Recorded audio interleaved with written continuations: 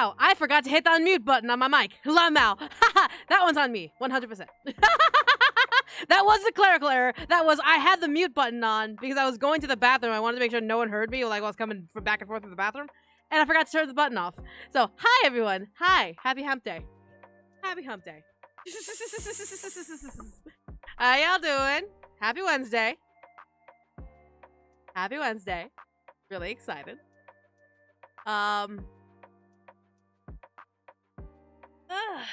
I'm tired. How are you all? I'm tired as balls. No, Katie, I specifically did not want to talk to anyone else but you. You are the only person here that I want to talk to, Katie. All the time. Every single day. Even my husband. Like Hand of Fate. Nice! Hand of Fate's good. Hell yeah. Hell yeah. Good indeed. Happy hump day. Right? How's Memorial Day week? It's pretty good. Got some barbecuing done. It was great. Got a lot more new work. So if you guys see me more tired than I usually am, it's because I have more work on my plate. And it's not bad work. I love the work that I got hired to do. But at the same time, it is work. It's not like, oh, Michaela doing fun stuff for fun. Like, no, it's work. It is considered work. I get paid to do it. So, yeah.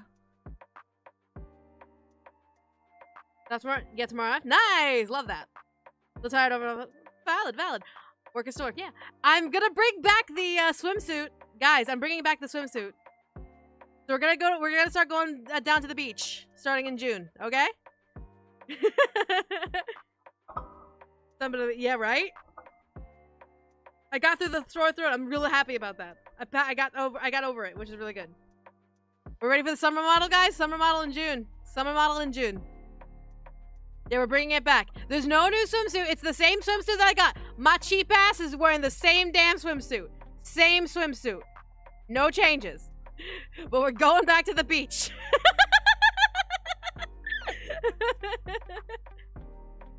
My cheap ass can't afford another swimsuit. But yeah. So we're gonna go back down to the beach. Your shoulder, make sure you stretch it and make sure you do some shoulder rolls and get the massage if you can. Make sure you get those blood vessels pumping through there so that way it can heal faster. I need to touch the sea! I gotta go into the water! Nothing wrong with the same Exactly! Nothing wrong with the same swimsuit. I love it. But if I'm figuring might as well just get stuff out of the way before we go in because we are working on the scripts today. We're not doing the whole Michaela's gonna go on a rant and finish the rest of the stream and not do the rest of the stream. We're working on the armor scripts today. Because I would like to get into the placeholder art. That would be great. Hating the heat, but heat means summer model. I can't wait. I can't wait to bring back the summer model. It's gonna be so good. It'll be so hot. I need to touch the sea. Exactly. It's gonna be mega fun bringing back the swimsuit model. But yeah, so we got that going on. In June. There's gonna be a week where I miss a game dev Wednesday. There's gonna be a week I miss. It's unavoidable. It is something I cannot control. But there will be 1 week where I will not be able to do Game Dev Wednesday. You guys will figure it out when it is, when I announce the reason why. I do not have clearance to announce the reason why yet. But there will be 1 week where there will be no Game Dev Wednesday. So keep that in mind. Thank you so much for the 73 months, Steven! Oh my god, VIP. Let's go. There's that. And I know I've been wanting to get back into 100 line. I've been like salivating getting back into 100 line, but I haven't had the time. I'm trying to find a Saturday where I'm not stupidly busy. So where I can play 100 line again for you all. But oh my god, it's so hard with all of the new things that I have to keep in mind and keep planning for.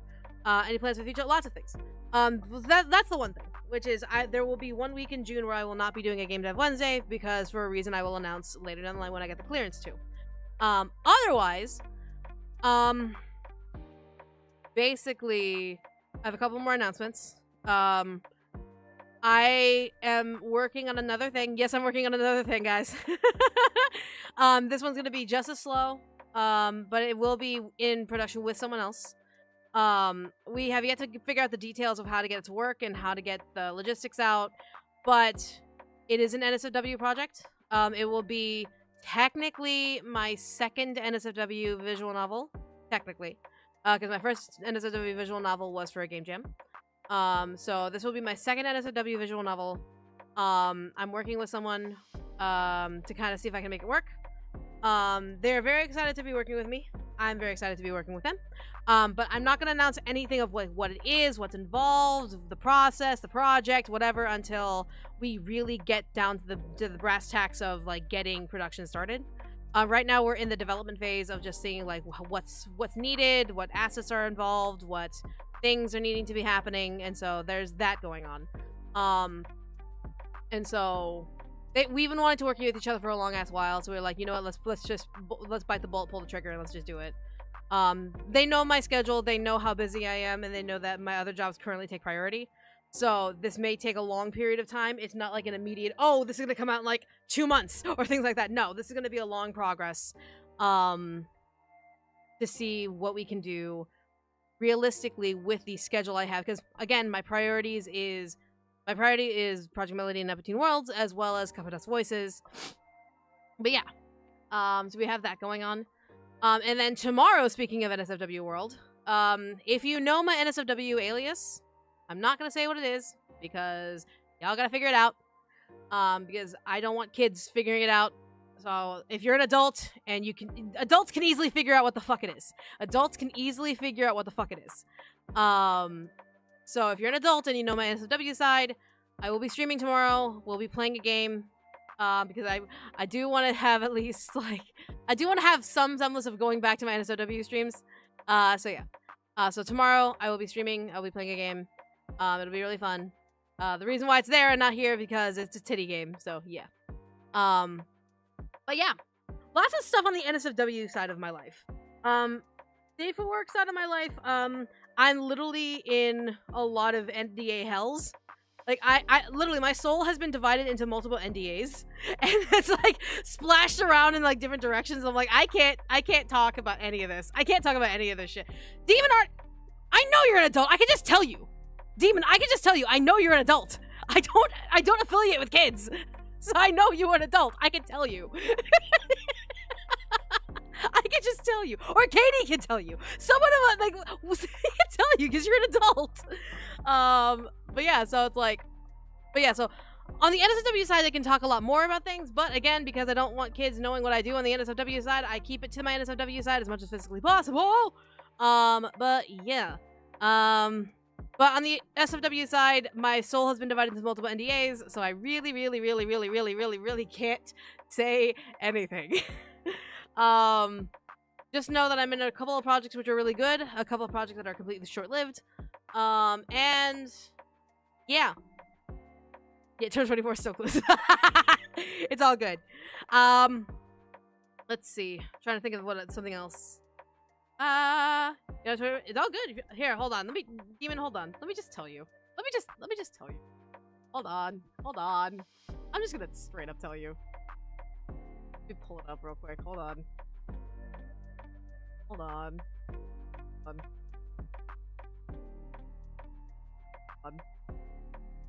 We're doing this right.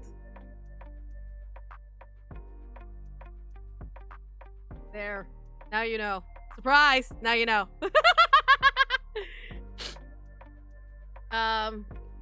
Favorite tiger I like a juice or Gatorade. Oh, I would love Gatorade. Not gonna lie, I would love some Gatorade. Either like orange or fruit punch. Oh, I would love it. But anyways, so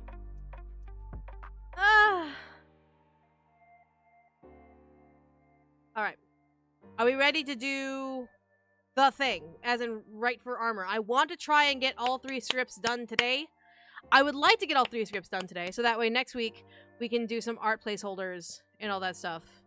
Oh! Fuck! I forgot one more thing.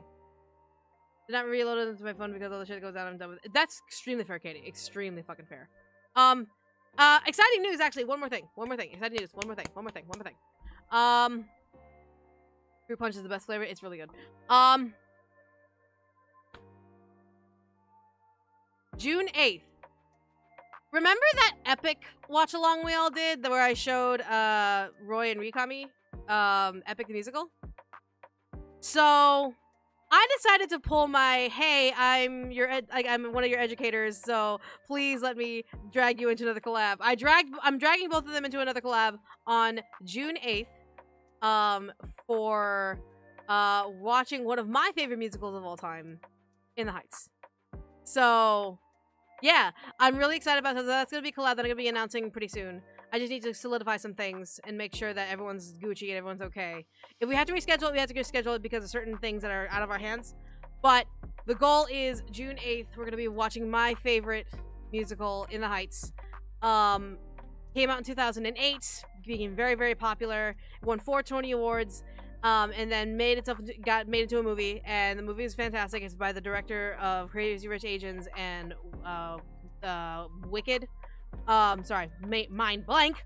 And it's a fantastic show. It's a fucking fantastic show. It's one of my favorites for a reason. It's not like my top favorite, but it's one of my favorites for a fucking reason. But yeah.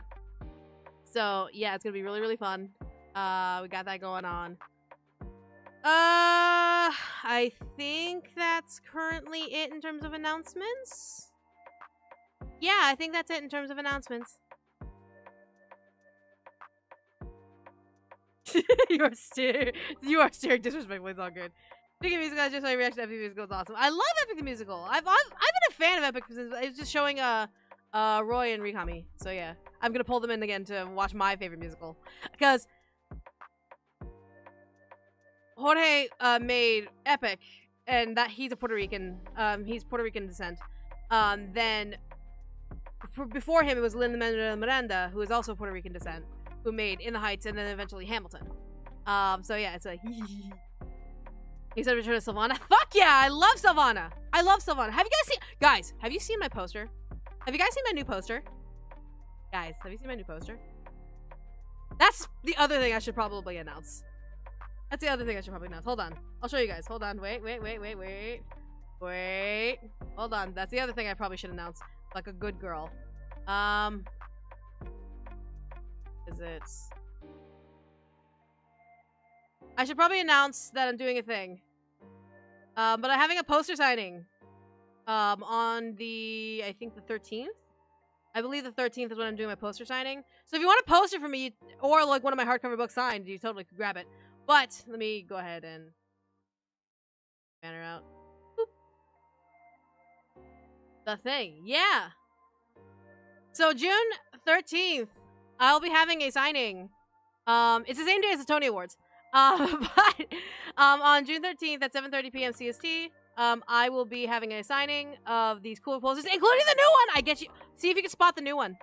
See if you can spot the new one.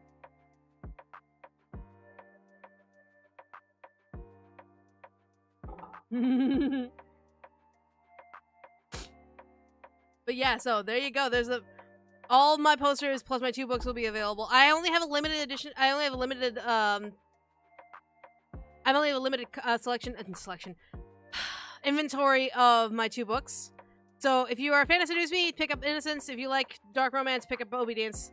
Yeah, the Sylvana one is my newest one, and I'm really excited about it because look at that one. It's right there. That's the new poster right there.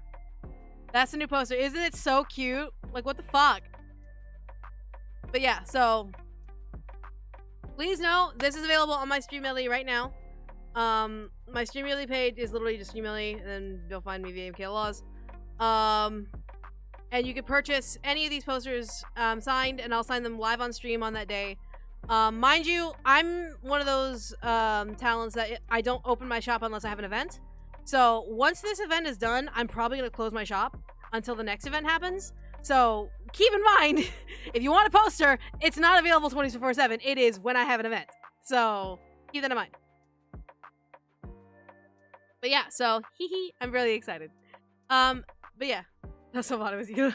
I'm Lamau. No, I'm not Sylvana. But anyways, so that's that. Yeah, guys, limited time. I don't have my shop open all the time. I have my shop open when I have events. Simply because I just don't have the time to like be able to have it open 24/7. So yeah, please consider getting a poster or one of my hardcover books. It's literally the hardcover books. It's not the paper. It's not the paperbacks. It's the hardcover books.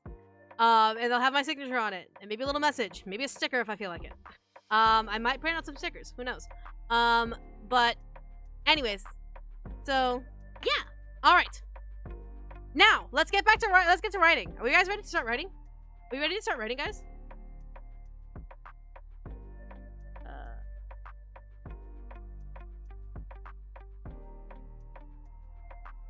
Just setting up on my side really, really quickly. All right. Eats the books, hard to chew. La Mal. All right, let's go ahead and start writing for armor. So let's go ahead and get in the office. Alrighty, here we go. Turn off the live music. Turn on. So, yep. There we go. I was wondering if I should get innocence for the stream. If you want, yeah, get it if you like it. It's a Diana and Sarah's story. I was also saying use me wisely, fair, extremely fair.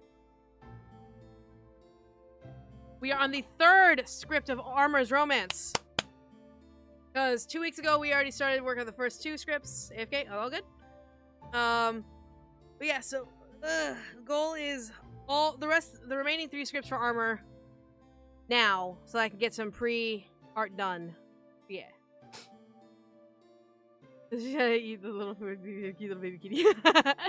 But if you guys don't know what the hell is going on, if you guys are new here, I work on game development stuff. I'm currently working on a game called Home on the Strange! DHOTS in chat if you want to know what the hell's going on. Basically, I'm making up a game. It's a casual farming management sim / passive tower defense game that I've been working on since, oh god, since pre-Seduce Me 2, like almost 10 years ago. That being the case, I'm now officially starting to work on it after writing down so many of my notes and having it haunt me for like years and years and years on end with my family. And I want to make it good, so this is the process of me showing that I'm working on this game, because this is the only time I can work on this game, because I'm busy literally everywhere else. I get 2 to 3 hours every week to work on my game. So it's like kind of like Stardew Valley a little-ish. If Stardew Valley, basically, it would be if Stardew Valley wasn't you being the one actually planting the seeds and watering the crops and harvesting the crops or all like that. No. I'll do a TLDR very quick, because I've done this so many times. Essentially, you are an undead lich. You are an undead lich necromancer. And you have your zombies do the farming for you. Because you are literally bones. You are magically connected bones. So you have no viable strength to be able to farm on your family's farm. So you have your minions, these zombies, do it for you. That's why I said farming management rather than farming. So yeah, there's a lot of involvement of organizing your farm to make it nice and pretty and fruitful, but at the same time, you have to also make it defensible. You have to make it defendable, because every couple of days at night, adventurers will come and see if they can attack your zombies for profit or attack you for profit. And so you gotta be able to defend yourself. And then there are the bad guys, which are your live family members, who are all members of the church. So there you go. Have fun with that idea.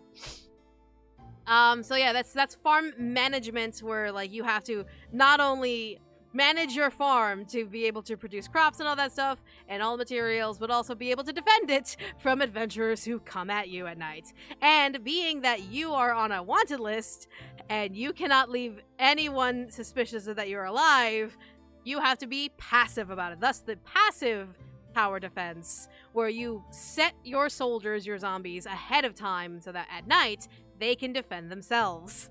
So, yeah. It is a farm management / passive tower defense game. So yeah, it's definitely one where you have to like really think about things. But of course, there is a village that you help take care of, that you do trade with, that are full of monsters just like you. Again, all is available. How much is our bounty? Let's just say people would be very happy if you, the player character, were dead. So if you as the player character, let's just say you used to be the big evil bad guy of the land. You used to be the one that people were scared of in their nightmares, that you were, like, wreaking throughout havoc and throughout the lands. But of course, the hero's party came and quote-unquote slayed you, when really you found a way to escape your fate and go into hiding. So yeah, consider that the bounty where a lot of people would literally trade your life for a Klondike bar. But there you go. But yeah, so take that into considerations. I'm tired and I'm about to start some writing because we didn't get to do writing last week. We're gonna do writing this week. And currently we're working on Armor, who is this lovely fella. Something with your yeah, something around that. We're working on this character. Yeah, aren't they a cutie? Aren't they such a cutie? Look at that. But yeah, working on them today. And the goal is 3 scripts, so that way next week we can start with some placeholder art, which I've been doing some hunting and I've been finding some pieces of art that I could probably use temporarily, because I do want to hire artists for unique and custom art pieces for this game, whether it be for the map, the GUI, the art pieces like the sprites, etc., etc. All of that stuff. Want to make sure that I be able to hire artists who can do all of that, but I do have some placeholder quote-unquote art sets that I can use temporarily. And whoa! Faye the Alchemist, thank you for the 5 gifted subs. You are way too kind and way too sweet. Thank you so much. Is it okay if I miss you? Totally, there's a playlist.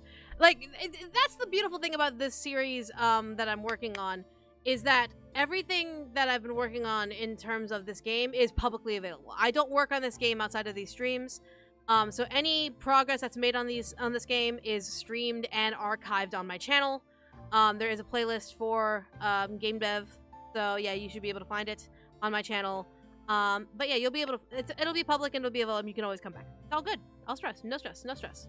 But yeah. All right. But if you don't know what these streams are all about, I do some work. You can work with me, whether it be homework, whether it be your own commissions, whether it be your own work, whether it be you're just vibing, cooking dinner, and you're just listening to me mumble about my script, and answering just random questions. But keep in mind, try to keep questions relevant to my game dev work, or else I just go off on tangents and then nothing gets done. I'm gonna start placing rules on that, whereas like if you're coming to the streams, know that I'm doing game dev work, so keep it viable to my game dev work in that regard, so that way I can stay on topic and stay working on it. Because I go on tangents way too fucking much. Alright, so Armor. We are in the Heart 3 event. So we are in the midway through. And I believe I wrote down the concept of the heart. Armor stands in front of the hamlet. Despite this, they wish to stop beyond. They want to step beyond their position despite not having a destination. So this is the talking conversation. I don't know I don't know when I'll be playing Repo again. So I don't know. I haven't noticed. I have a reference of how I write for Armor. How I write for Armor. Oh yeah. Where he speaks very simply. Armor speaks very unga bunga in terms of his arcane sign. So, and mind you, Armor is proficient with arcane sign, which is essentially a sign language. So, yeah. All right. So.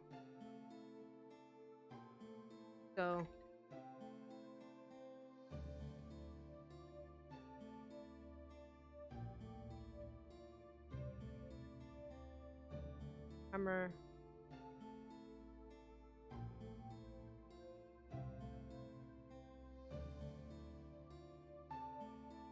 Alright. And of course, this is where you can talk to Armor, and Armor will be in the front gate, doing their usual work. So, good evening, Armor. You well?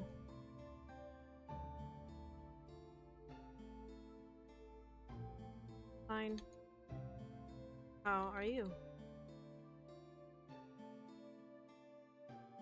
Doing very well.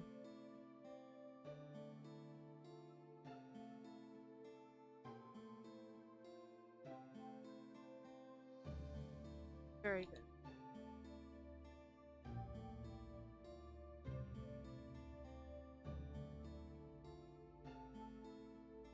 Oh.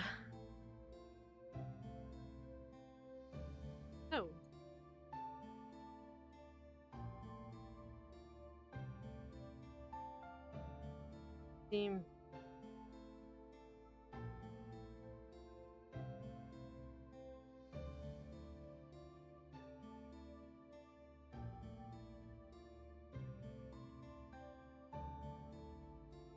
Actually, let me go ahead and offer this. It surely could just be this, and then we can go and do this instead.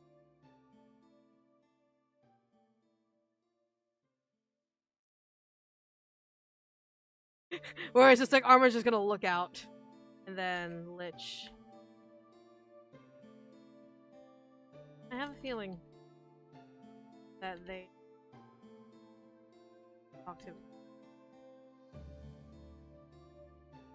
I have a feeling that they have to talk to me.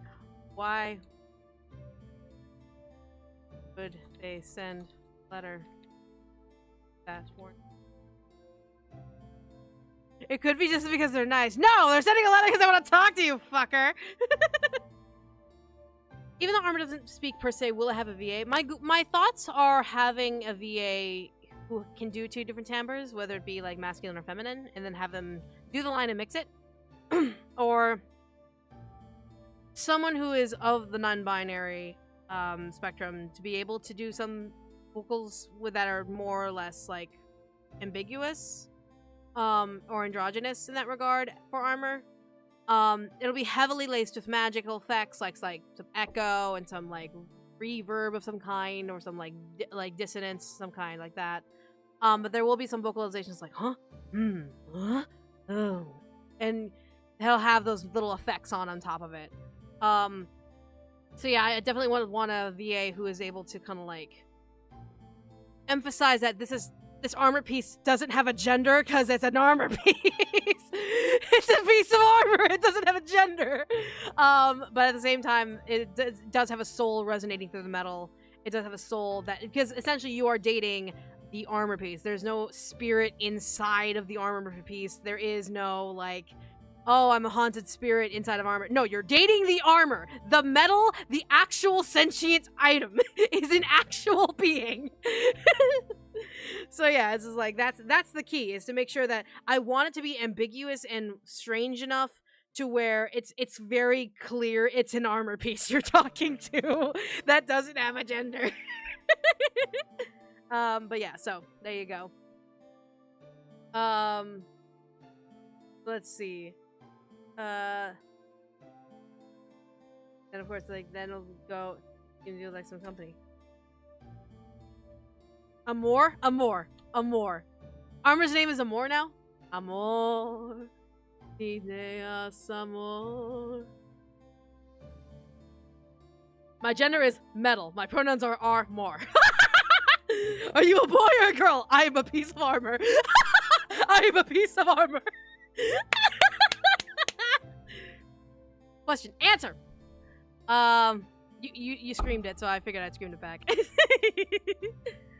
Alright, so that would be enough.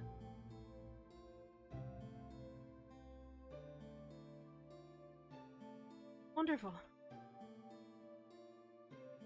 Well, stay here. Yep. Can they have the metal clinking when they laugh? It's just like clink, clink, clink, clink. That'd be hilarious! That'd be so fucking funny! That'd be so hilarious! Oh my god. That'd be so... Oh, that'd be funny. I don't know why that made me laugh. That'd be funny. Okay, hold on. Wait, stop. Okay. I need to pause the music for half a minute, because I need to grab one of my VA friends and just be like, can I just grab you and you just laugh into a microphone for me and let me play around with it? I'll pay you for your time. Just let me have some laughter that I can mix with some metal clanging. I just want to hear how it sounds. I genuinely want to hear how it sounds. And it can't be me. It can't be me because my voice is already set aside for another character. I just need this in my life to see if it would work.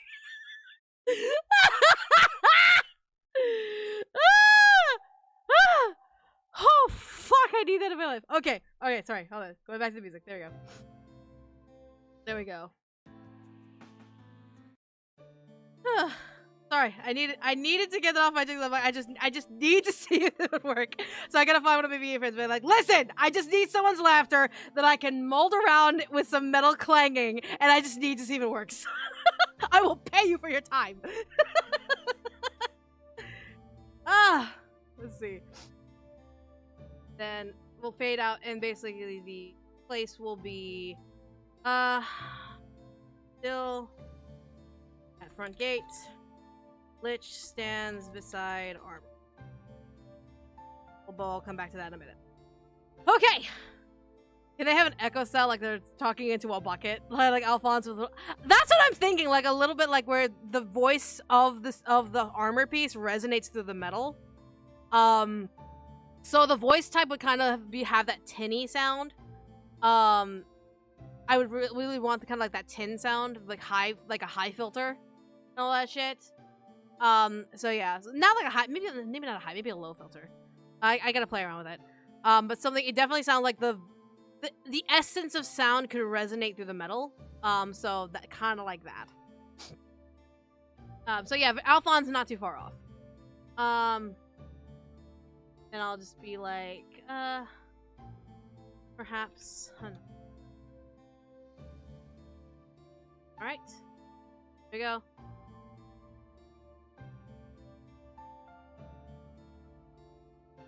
Then I'll go ahead.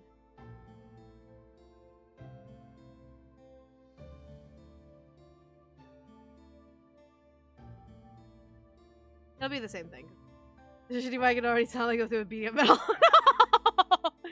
The language of metal is called tin and knees. What? What? No. One, not tin. It would be metal. So let's see. Metal-ish? Metal-glish? I don't know. I have to think about something. Alright. So let's go. In location will be front gate, Hamlet. Yeah, let me always change the music. That's San Damien. Alright, there we go. Mental. Mental would be great. Alright, so. Armor listening to heavy metal. Yep. Alright, so. Okay.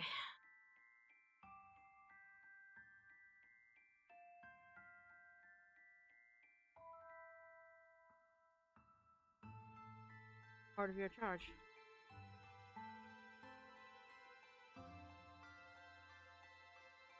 I was told guard front. By. What did I have? What did I have the name? The captain, commander, captain, commander, commander.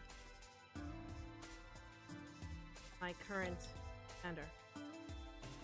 Yep.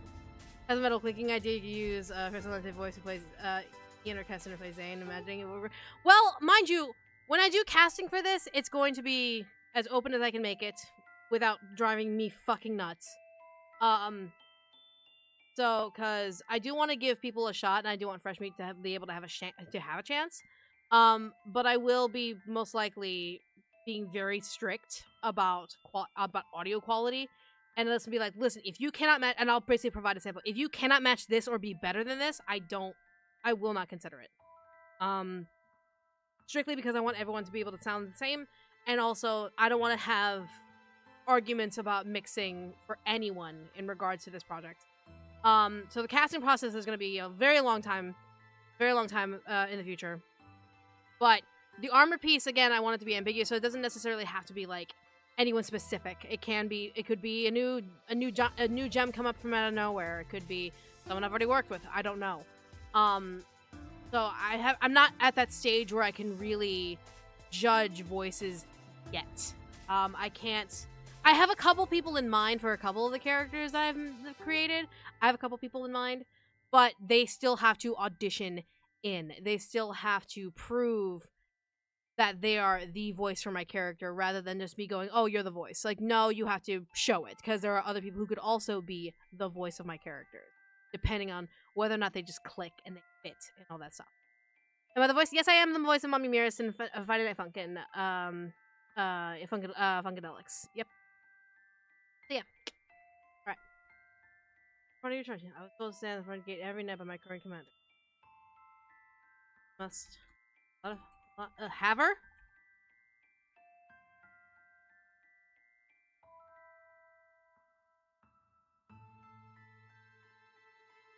I do.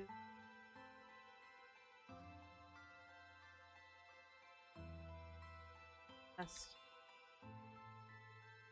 Have a cool voice, have the ability to voice act. Exactly. It's like down the line when I pick the audition process and I go through each audition, I want to make sure that it's the best person suited for the role. That's why I will, during the audition process, I'll probably be providing a sample of like the audio quality that I want to hear. And so I was like, if you cannot match this, then understand that you probably will not be picked. Because there are so many people out there that have already invested or are able to check their audio quality and be able to do all of that and not worry about that to the point where they can focus on their audition.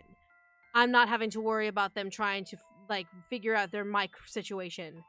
I'm more focused on making sure that their acting ability is up to snuff and that they can step up to these roles. Now, it is saying a lot. It is being like, that's a lot of responsibility.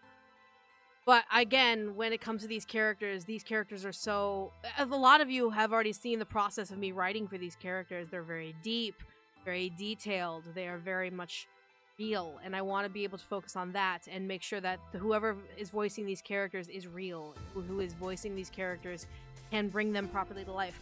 It's why a lot of casting directors look to me for advice. Because that's my main focus. I don't focus on, oh, they have so many followers on YouTube or Twitter or what the fuck ever. They have great charisma. I don't give a fuck.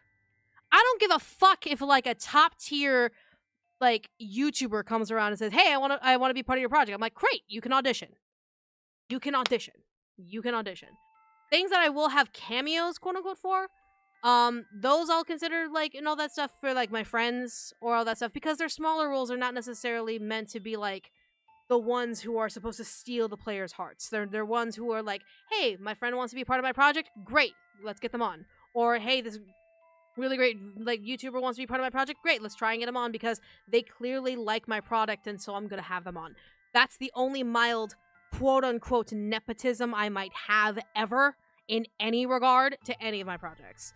But for the characters that the player is going to interact with, the characters that the player is going to get a lot of mileage talking to or like have that experience with, you know, the focus of the game are going to be those who it's not about the highlight of who they are. It's more about, can they bring the character to life? Can they sit there and not be themselves, but be the character that they are cast as? Does that make sense? Because I have many fucking friends that I would just love to pull into my games. I've done it before. I've pulled so many of my friends into games that it's just like, that's because they have faith in me and that they like my products and they want to be part of it and so they offer themselves. But I always audition the significant characters that people are going to interact with or have a lot of mileage with or connect to and all that stuff. So yeah. It's why I pull Hayden and Alejandro into everything.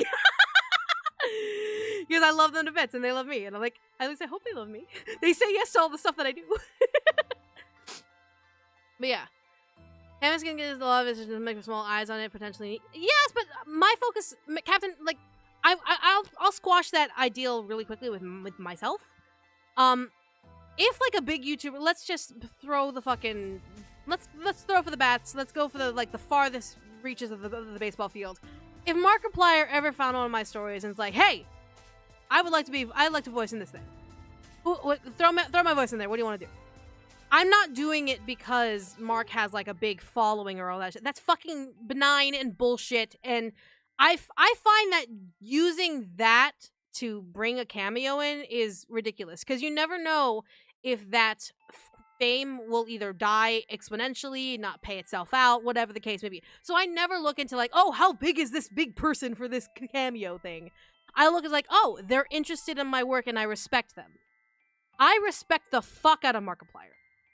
So the fact that Markiplier himself had spent the time to look at my product and be like, hey, I'd like to offer my voice, that would be a hell of a lot more of incentive for me to add him as a cameo than look at him and go, oh my god, all these juicy numbers, big juicy number, the big number. It's like, marketing is absolutely a thing, but I never put my credence into that marketing simply for the fact that I don't know if it's going to pay itself out. I don't know if like he's gonna like talk about it on his streams or all that stuff. He could just be talking about it because he likes my work. Because me putting my faith in the idea that someone big could advertise my shit puts a big responsibility on their shoulders when the responsibility of marketing should not be on me. All responsibility of marketing should be on the creator. Point blank period. I say this because I have experience as a voice actor working with creators who have the expectation that I'm going to be advertising their game. Now, mind you, I'm going to advertise their game because I have great pride in the work I do for their game. But the marketing then is instead the responsibilities put on me. And I would never want that responsibility to be put on someone just to have their voice in a cameo. Or to just be part of my game. That's not their responsibility. Marketing my game, because they're part of it, is not their responsibility. So yeah, it's like... yeah, it's just like, because... Oh god, I'm about to go into a rant. Oh no. Okay. The idea of marketing as a creator has always been just kind of mishmashy, wish-washy. Who should be marketing, who should be advertising, etc., etc. And me, I sit in this very unique position. Very weird and rare position. This is not the music for it. This is not the music. Not the music for it. Hold on. This is the music. Like, this is not. This is the music. Okay. Okay. Okay. So, I've always been on YouTube. I have never left YouTube. But anyways, so with marketing is what's going to make or break your game. It's going to make or break your product in some shape, fashion, or form. That's why people always say, oh, always post out advertisements, always post out your posts about like your services, always make sure that you have a constant reminder to people like, oh, every week you should be reminding, hey, I have commissions open, or hey, my products are on my website, and all that. It's one of those things where like you have to do the marketing yourself.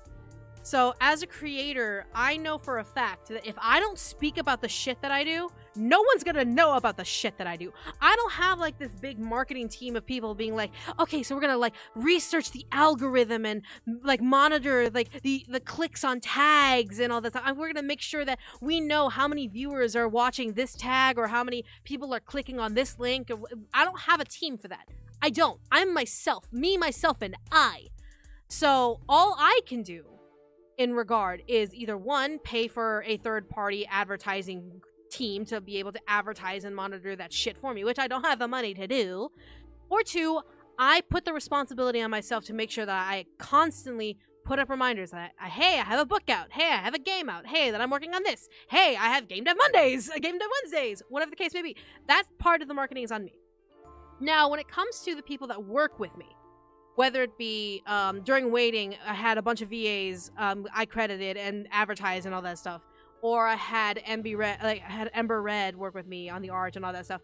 It was still my responsibility to post up, being like, "Hey, I'm working with Deshaun, or I'm working with Marianne. I'm working with Ember Red. I'm working with Christopher Escalante. I'm doing all of this posting myself because, again, it's part of my responsibility."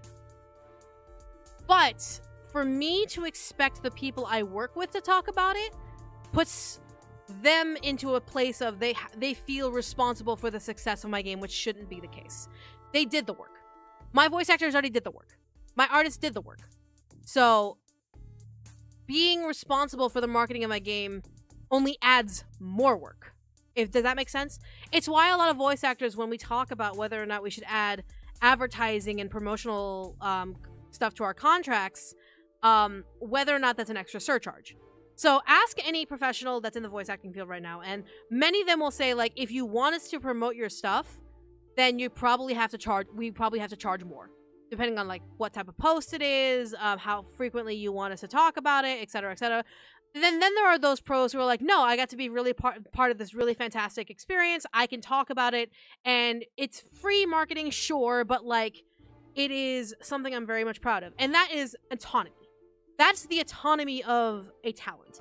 So I cannot sit here and go, hey, Chris, you wrote the music for me. Why don't you advertise it because you wrote the music for me? That's me placing that responsibility and that workload on him without considering the fact that it is extra work that he has to make sure his promotional material is ready, make sure he writes up a post, make sure he has it all ready, schedules it out, posts it out, spreads it out to his fan base, whatever. That's still work. That's still marketing, and that is still something that should be paid for or compensated in that regard.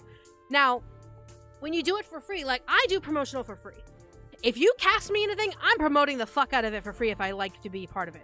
If I don't like to be part of it, I'm not going to talk about it. But if I liked being part of it, I'll fucking absolutely say I was part of Gunvolt. I was part of Bad Summer. I'm so part of something. I'm part of AFMO. I'm part of Love and no, I'm not part of Love and Deep Space. I wish I was. I was part of Sucker for Love. Things of that nature where I'll advertise it, but that's again the responsibility I choose to take on. I choose to take on that free marketing. But that's not the case for everyone. So, as a talent, it's understanding that not everyone's going to talk about being part of your shit. I learned that very quickly 10 years ago. Because not all of my talents who were in Seduce Me talked about being in Seduce Me. And that's a very valid understanding that they are not obligated to. So, this year, 10 years later, I have the absolute knowledge of understanding that me working on something and them being part of it does not mean that they are obligated to advertise that they're part of it. They're not obligated to be able to say, hey, because it's not their responsibility if my product fails or succeeds. It's not their they've already been paid. They've already been paid for their work. They've already done the work. They've already walked away. And they've already had their satisfaction of being part of the game. So for me to have that expectation on any of one that I work with is benign, or it's useless, because it doesn't matter what they do in that regard unless they speak shittily about me, which I don't understand why, because I try to be as calm and collected and chill as possible with people. But like, if they have no qualms about it one way or another, it's not my responsibility to kind of tell them, hey, you should advertise my shit, because they're only part of it was adding things to it at my request. So if I want to add into my contract down the line, like, hey, you will also be part of your responsibility will also be part of promoting and marketing my game, that's something I have to consider adding on a additional cost to like paying them for that regard. Basically like, hey, I'll pay you $5 a line plus $50 for promotional, something like that. That's why my balance is my balance in return is that with auditions I'm strict as fuck. I am absolutely strict as fuck. I don't give a fuck who you are. I don't give a fuck how long your resume is. I don't give a fuck like if your daddy owns Sony. I don't give a shit. I do not give a fuck. You walk into my audition room, all I'm gonna give a shit about is whether or not you do a good job as my characters. All I'm gonna give a shit about is whether or not you can make these characters come to life, and I don't hear you, I hear the character. That's it. And then when I cast you, it's very valid that I pay you what I've agreed to for that point of time, but that's where the responsibility ends. When you walk out, when you're done with your recording session, I still have to make sure that whatever you recorded for is successful, and that's still a responsibility on me. So that's where my part of the marketing promotional comes in, where I pay for, whether it be pushing for promotions or like marketing pushes for the algorithm, whatever the case may be. That's a separate charge. With cameos, with like pulling friends in for like cameo work and all that shit, like it's one of those things where it's either one, they've auditioned and they were shortlisted for me, and I'm like, I want you to be part of my project, but as a different source, whether it be like a minor character. Like, for example, with Waiting, everyone who was in the extras in Walla for Waiting were people who auditioned. I didn't pull anyone who didn't audition. I did not pull a single person who didn't audition for me. But that's because I was very lucky that a lot of people auditioned for me. But when I was casting for other things, I'll usually pull me like, hey, this person did a really good job, let's pull them in, because they earn that spot. But then the third tier for cameos is someone who reaches out to me and goes, hey, I would like to be part of your stuff, how can I help? And if I look at them and I respect them and I know them, and it's not like a random stranger, hey, I'm a random stranger, I would like to be part of your project. It's more of someone I look up to, or someone who is in my field, or someone who, of that regard, who has taken the time out of their heavy workload to be like, hey, I'd love to be part of your things. I could absolutely put them on a consideration list for a cameo, because that is one, a respectful thing that I can do for them to spend their time. But also, it is not a distraction for like the heavier meat of my story, but it's still giving them a chance to be part of mine. But even in that regard, it's not about how big they are or the reach they have. It is about how I view them in the respect of they're spending their time to look at my work, and I respect their work in return, and thus it's an exchange in that regard. So to expect that third tier to mark it out for me, again, is also very benign, because I don't even know if, like, for example, if, again, I'll pull Markiplier. If Markiplier becomes a cameo in one of my games, I'm not gonna sit there waiting at the computer, be like, is he gonna play my game? Is he gonna play my game? Oh my god, he's gonna talk about my game? Oh my god, he's gonna talk about my game? Oh my god, he's gonna... That's unhealthy, unrealistic, and puts a very unexpected responsibility on something that should have just been a very easy and very chill and casual, respectful trade of him providing his services to me out of respect of my work. Does that make sense in that regard? Because there are many creators out there, and again, this is not shade. Like, this isn't shade about what their work practice is. This is not judgment of their practices. This is more of just like what others do. They'll see a big creator and they'll add them into their game with the expectation that that person will talk about their game. And I know people who will absolutely do that. And I'm not going to look at them sideways, because you know what? This capitalist fucking society will do what it needs to do, and I'm not gonna be like, hey, you're doing it wrong. Unless you're using AI, then you're doing it wrong. But for me, I've learned so much on both sides of the development table that I don't feel comfortable expecting a gain of a monetary gain or a marketing gain just because I cast someone with a big following or anything like that, because it never works out. It'll never work out. It may end up being like that person, they'd be part of my game and then all of a sudden, hey, if they're a VTuber, I'm graduating, so I lose all of that marketing. Or it's that big VTuber or that big content creator and all of a sudden, oh, they're getting canceled for something. And so it's not a reliable source of marketing and I don't find it to be worth it. So I'll usually have cameos for people who I humbly and deeply respect, who have given me their time of consideration and are more than happy to give them that respect of, like, if they wish to be part of my game and add a little something something, then I'll be like, hey, here's the little something something that you can add. I absolutely will give you credit. I'm more than happy to pay you, etc., etc., etc. Same dealios with the rest of my cast, but again, the same expectation that I have with the entirety of my team. My voice actors, my artists, my collaborators can advertise if they wish. They can, but just know that I will be crediting them as such when I advertise them.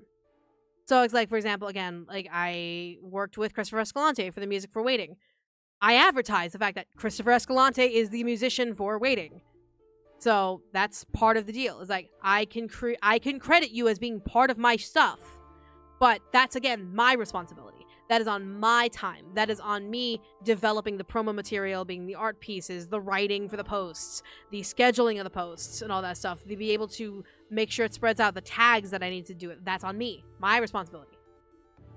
The project needs to stand on its own, and the hype will die down. The name can only do so much. But it's just kind of like... It's... Keep that in mind when you're talking about marketing for an indie production, where I could have fucking I could have fucking Pedro Pascal in one of my games. Rules will still apply. The rules will still apply. He is not obligated to advertise on his end. I am obligated to advertise on my end that he's part of it, but that's the marketing that I have to do on my end, my responsibility. Because I'm the one that has to make sure that the game succeeds. I'm the one that has to make sure the game gets out there and is advertised out to everyone. Not the people in my talent pool, not the people in my fucking team, but me. I am the one who's responsible. And that should be the case for any content creator. That should be the case for any developer. Where if you are not the one who is pushing the advertising and you're putting it on your team, what the fuck are you doing? You can't be relying on outside solely without you putting the majority of the weight forward. You have to be the one who grabs that motherfucking rope of the advertising and pulling it yourself. And if people help, people help. But you're the one that has to be pulling that fucking rope first. Yeah. Anyways. It's why all these AAA companies and all that stuff have like a marketing team and PR team and all that legal shit and all that stuff. And there are some contracts where like talents will get to pay for promotionals, and it's a big fucking mess. But at the end of the day, if your project doesn't succeed as an indie developer, that means you fucking failed. That means you fucking failed at like advertising itself. Eventually, I have to change to where I'm more consistent with advertising my shit, because a lot of people actually don't know that I do game development work. They just see like, oh, I do writing for a couple of voices, or hey, I'm Sylvana from AFMAO, or all that stuff. There's not a lot that people recognize until like I post out, hey, I do X, Y, and Z, and they're like, oh my god, you do X, Y, and Z. Like, yes, I do. And that is a failure on my end. That is a failure from me because I don't advertise every week that, hey, my stuff is on my website. You can buy all my games on Steam. You can buy all my games on itch.io. You can like see all my stuff on my page. Like, I don't have Patreon anymore, but you can see all my stuff on my resume, etc., etc. But yeah, there's a lot that goes into marketing, and I think after years of me being like trial and erroring it, working with talents, being a talent, that's kind of where my opinion comes from. All right. I'm done ranting. I need to get back into this. Alright. No more ranting. Alright. No, that's too sad. That works. Yeah, that is too sad. Alright, there we go. Sorry if I bored anyone to death. Just everyone in the chair is going...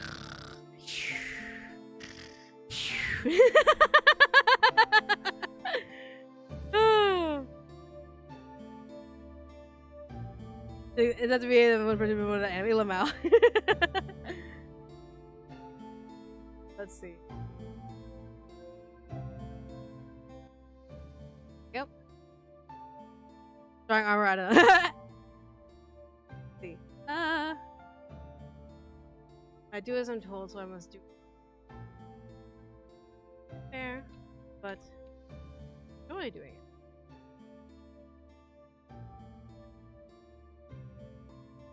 I have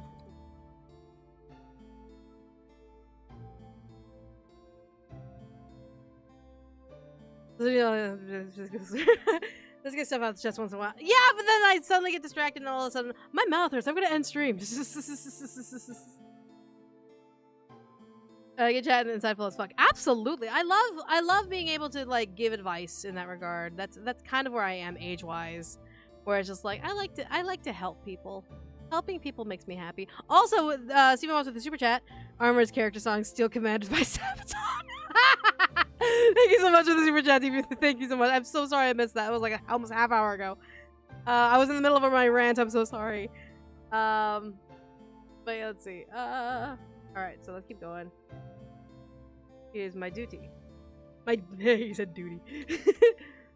Well, just because I have a charge. Not or like it.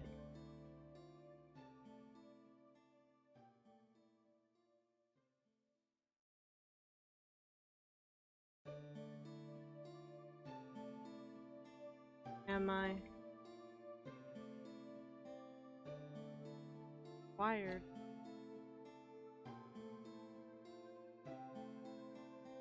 That's Armor's theme song. What are the others? I don't know.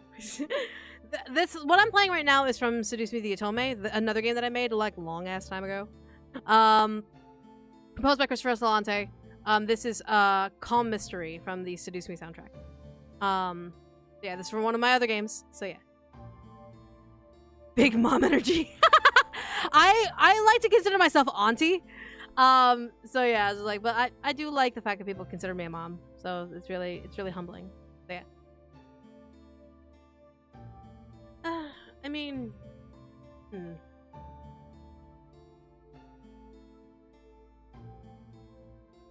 I think Armor is the only one who doesn't necessarily give a shit about the Deathbringer. So let's go ahead.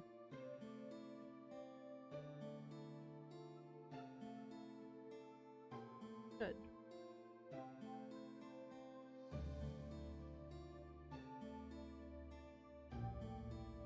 My mom like aunts. Did you ever thought of remaking some video games? Yes. I've actually very heavily considered remaking Seduce Me. No, no one jump on that fucking train. No, stop before anyone writes like, oh my god! Like, no, stop. I've considered remaking Seduce Me, simply because I feel like I can do better. I can do so much better with my writing experience now than I did when I made Seduce Me. And anyone who knows me knows how much I've grown.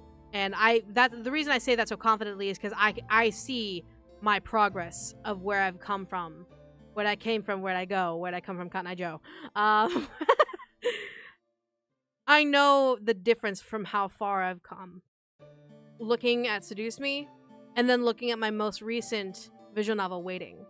Like, Waiting is a goddamn, like, novel. It is a goddamn novel. At the same time, I sit there and think, do I really want to destroy something that was the stepping stone of my career just to make something that's updated? There's so many remakes out there. So much remasterings and remakes out there. Like, for Seduce Me, I'll say what I wanted to do with Seduce Me. I wanted to add a pronoun selector, so you don't have to be Mika Anderson. You could absolutely be Michael Anderson or Michaela Anderson or whatever gender you want to be, Anderson. Have a pronoun selector. And that way all of the incubi and all the love interests, maybe not Naomi,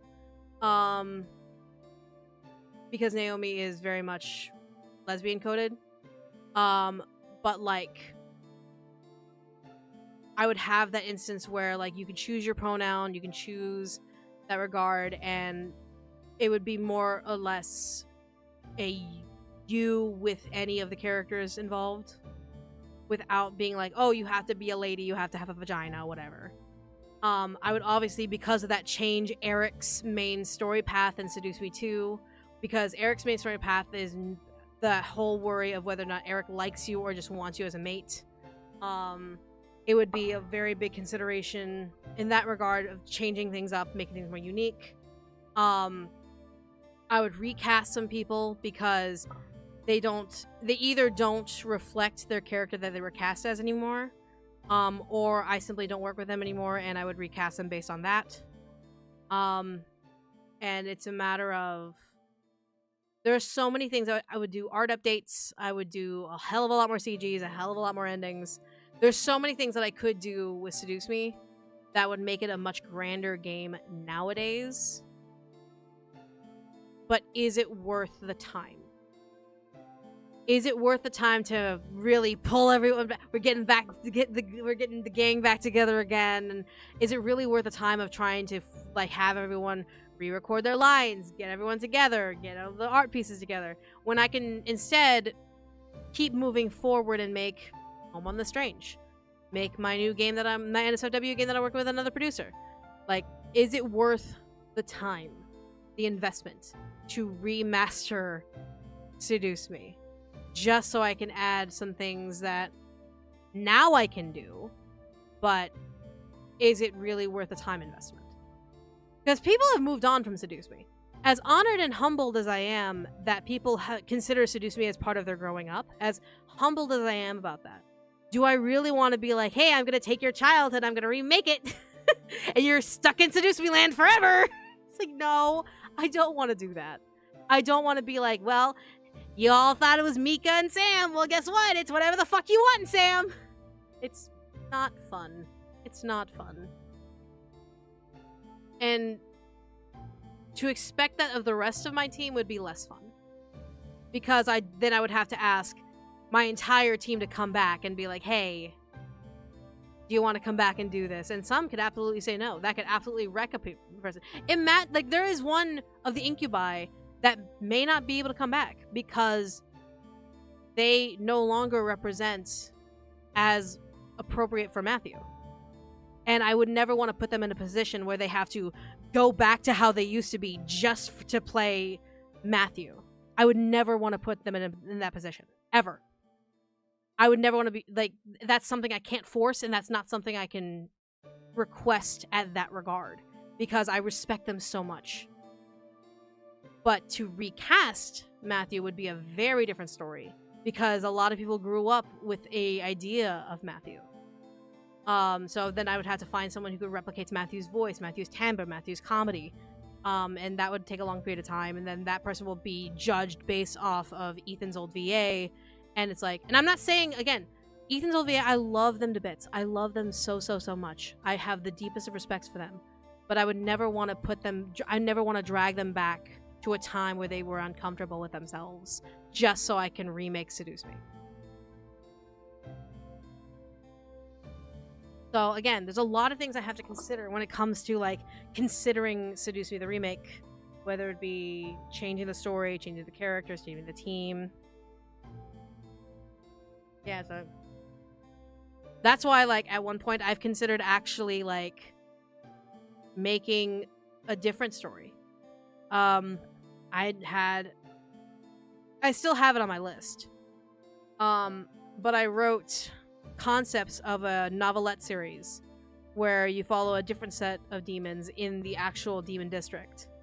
And it's different protagonists for each romance option. I've considered that, and I don't know if I'll move through with it, because I actually like writing books. I actually do like writing books.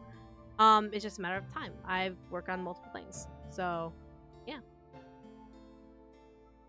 A lot of things are happening. A lot of things happen. And so, Seduce Me Remake will come out 2050. Lamau. Listen.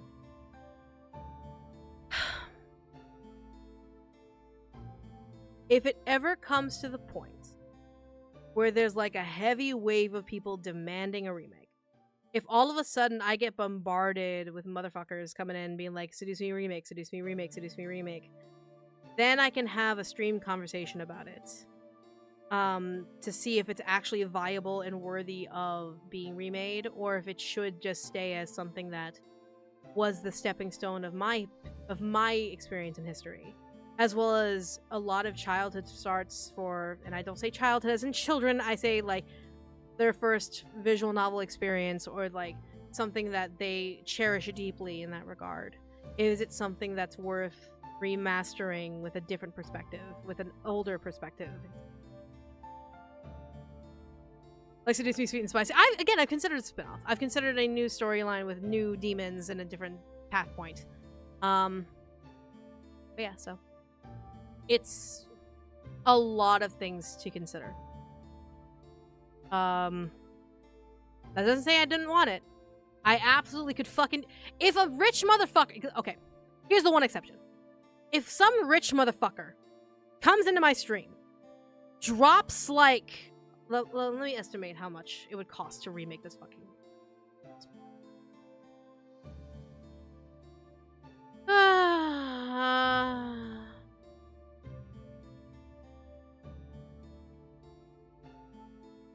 Let's go $50,000.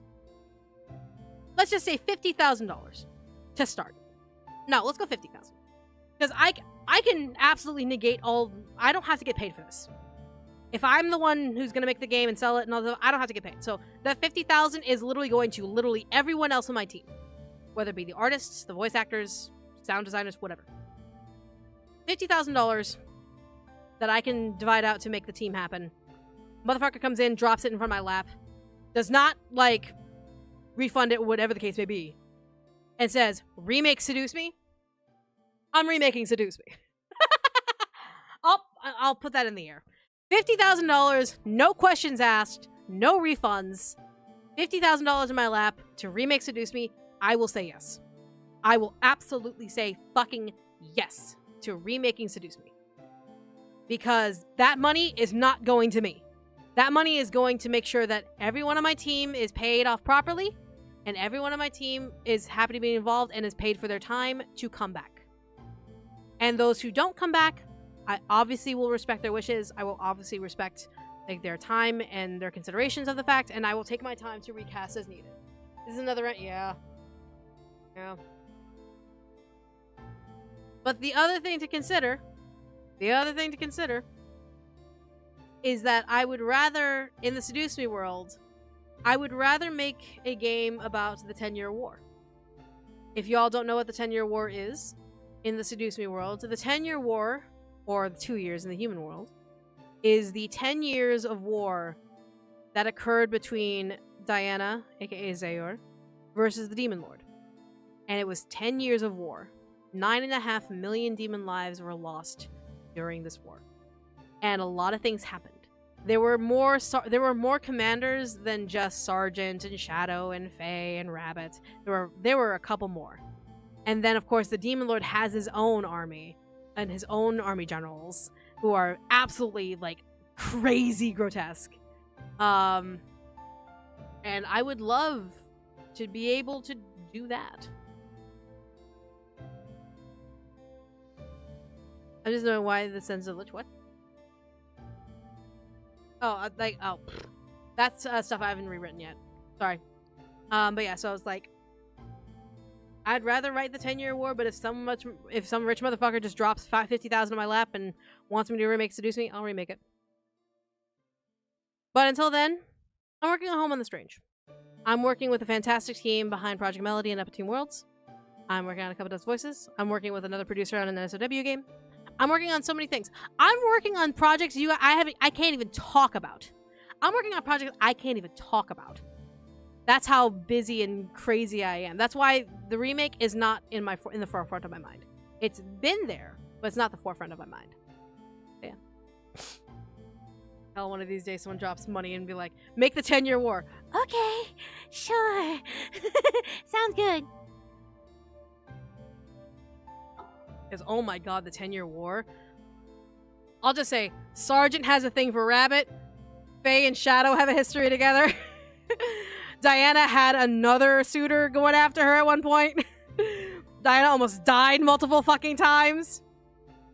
There's just so many things. So many things happen in the 10-year war. Because Unlife's not a real world.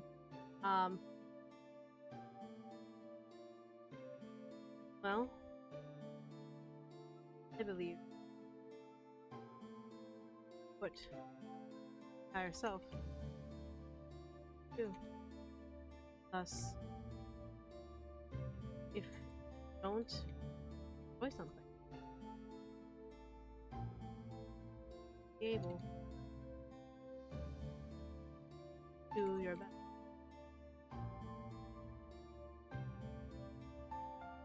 We're both 80 and old. La Mao. And since the armor doesn't really need to know about the Deathbringer, all that stuff. Back in my day, I simped for incubi.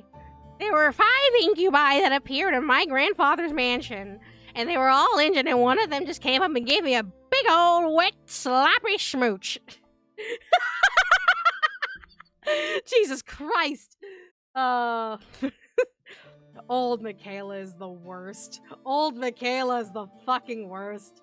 Where's honey?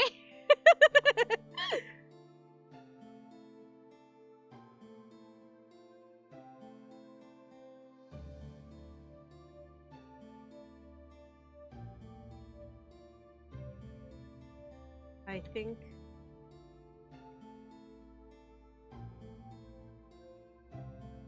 I'm glad. Granny Mickey. Is that Grandma my grandma? No! Grandma my grandma in a different way. Grandpa appeared in her channel and started spamming Dante with a rose in his mouth emotes. Well, let's see. That was right. Well, thank you very much, honey. My goodness, would you like a lemon drop? I'm gonna put that in my demo next. My next demo is gonna be, well, Sonny, make sure you grab some mints on your way out. I know you have to go do the assassinating and stuff, but you can't assassinate someone with bad breath.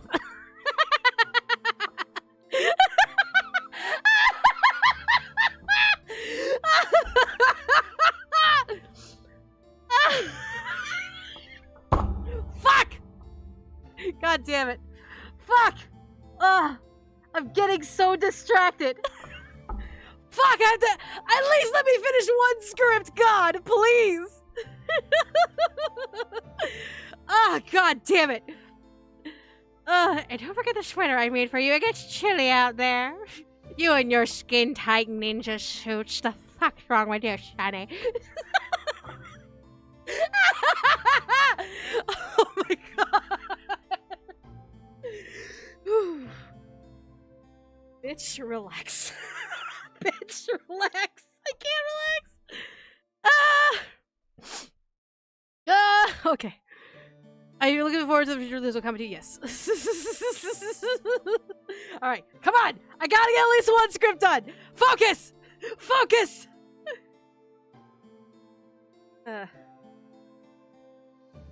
You may not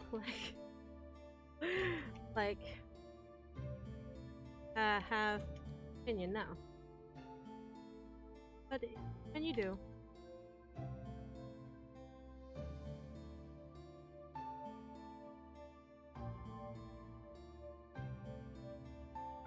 but develop one. Ooh, okay. You give me the size of a squirrel. She's 80. That is completely fair. As an Asian, I will absolutely be the size of a squirrel.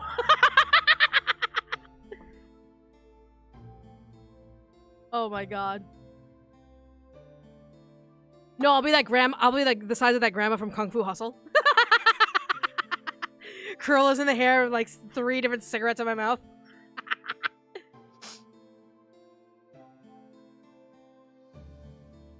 I wouldn't say that duty requires motion. However, to know if you have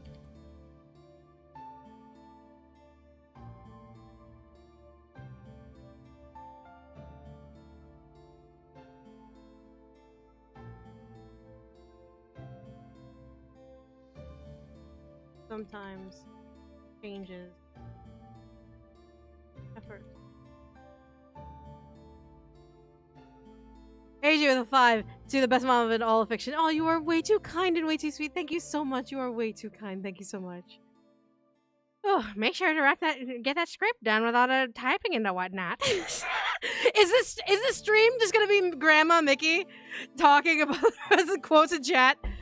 Grandma Mickey, if she fits in your pocket, comes out holding flip-flops. No, I'm a Filipino. It's the wooden spoon. It's the wooden spoon. Michaela, hi! Hey, Grandma, I found this game called Home in the Street. Ah, yes, I remember back in the day as a small Asian lady with massive boobas who would spend her time making that game every Wednesday. It used to be Mondays, but now it's every Wednesday. Jesus Christ. Oh my God. Let's do... If you like charge, then more likely do better at it. Hi! Didn't remember which was your long time ago, life got busy. It's all good. Life gets busy for all of us. It's all good. I'm tired. I'm getting distracted by chat while I'm trying to write my scripts. Okay, Grandma, trying to drink your meds. Back in my day, we had pills. We don't drink these meds. Medications used to come in pill form or in shot form. Now we have to hold this scanner up to our face and watch the sunlight beam the fucking medications into our eyeballs.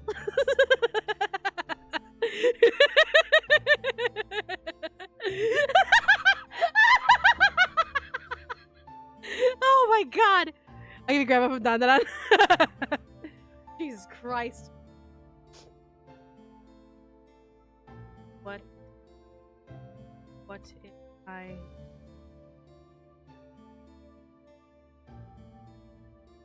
Wait. Then... harder to do. What are the walking... Chat making me laugh. I think it's time for nap time. Listen, Katie. Nap time... I haven't had a nap since I was in my nappies. You understand me?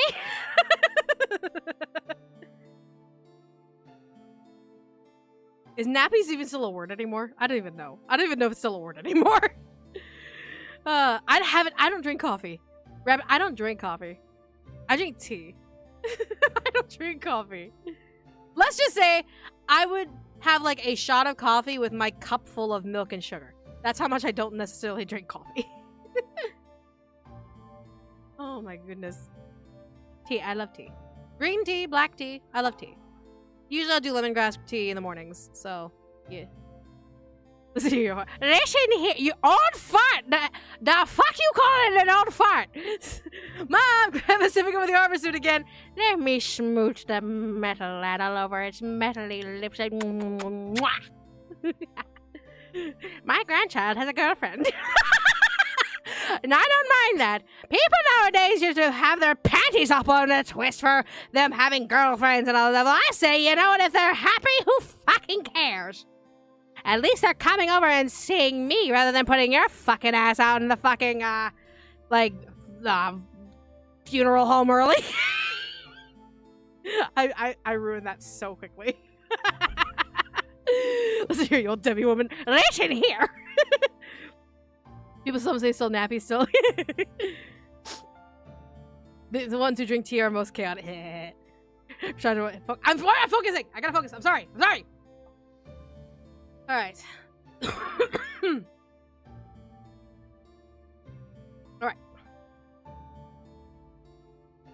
Went wrong side.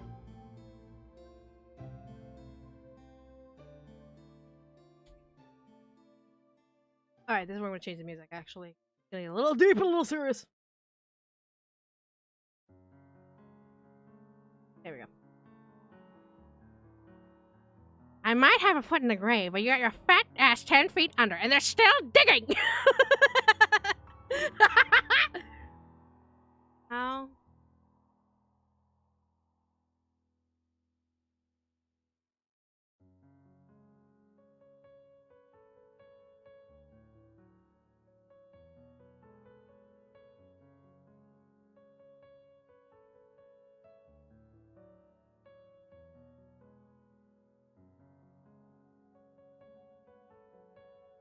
I want to do that.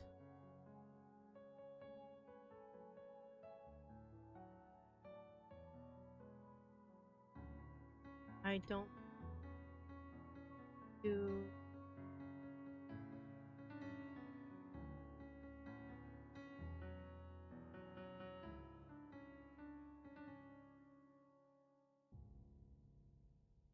have you tried things?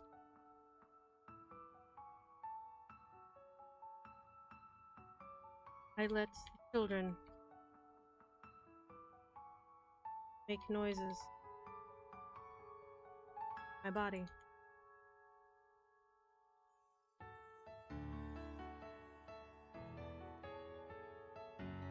And do like that?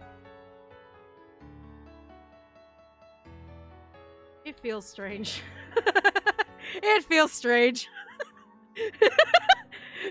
There's an echo that appears when they clang fucking sticks against my body.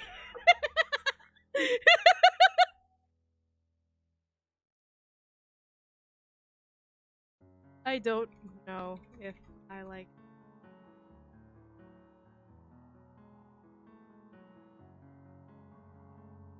What else have you tried?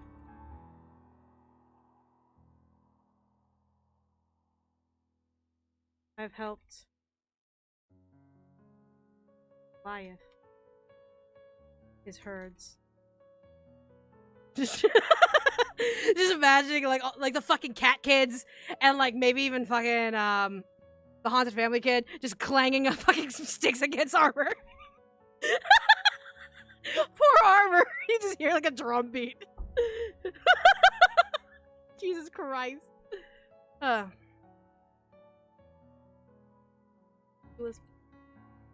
It felt. There we go. Perhaps your charge or duty suited to helping rather.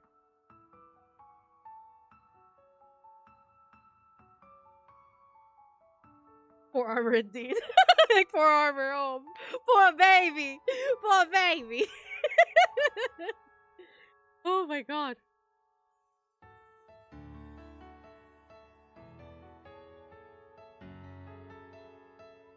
Oh my god, I can't spell armor correctly!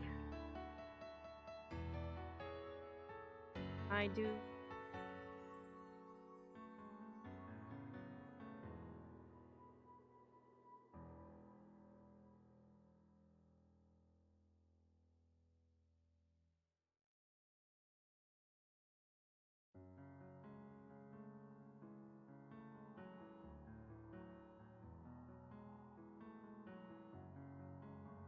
Did summoner not teach? Wait, wait, hold on. Did I continuity check? Hold on, I gotta do a continuity check. Did I have armor already slate if they remembered their summoner? Shapeshifter, vampire, lich, demon.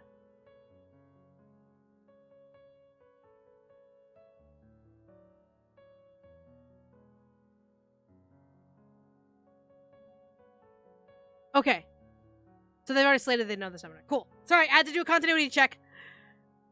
Back in my day, there was a woman named Michaela. She was a queen of writing and game development, and she's still a queen to this day. That's right. The Queen of England died on her birthday, and she absorbed that bitch's royal power. Long live the queen. I said what I said.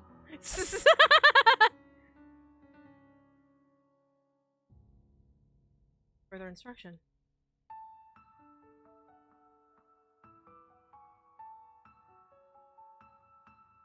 Then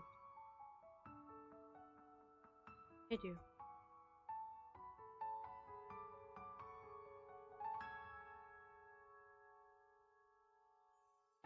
They were killed.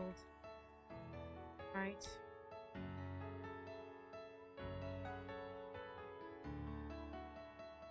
The Queen Michaela.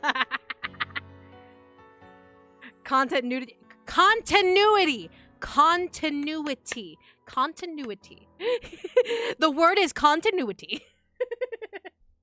Jesus Christ. Ugh. Apologize.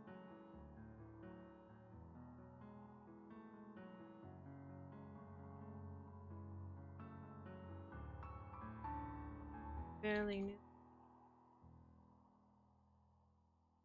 However, one thing does not.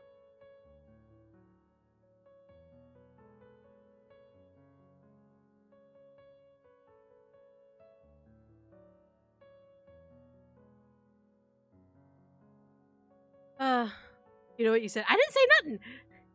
Back in my day, she used to use all the chocolates as her self-defense weapon, her writing tools as her offensive weapon. Barely knew them. It's all right. Barely knew them. You survived without them. Her life force. Can you?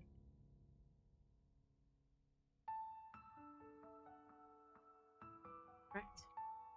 You know how I was mantled after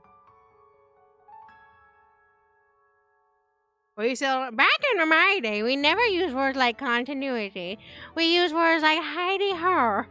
Hidey ho. Grandma, how's giving Grandma Mickey a dollar fund? You see, MK Jr., if you give Mickey a compliment and $1, she'll explode. To this day, some of her body parts are spread out through this day because someone decided to drop a penny in her purse. Who you calling a hoe? I don't know, Santa calls me a hoe every fucking Christmas, man. He calls me a hoe 3 times!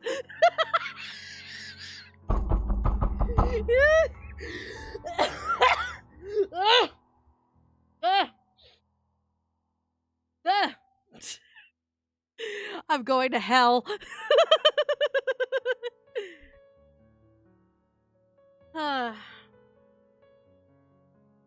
Okay, I gotta keep going. Come on. I don't even know if this is even cohesive anymore. Doesn't make noise with my body parenting. Feels strange. I don't know if I. What else have we tried? I've helped the Goliath of the herds. It felt nice. No, then perhaps your duty is more suited to helping rather than protecting. I do not know what I'm suited.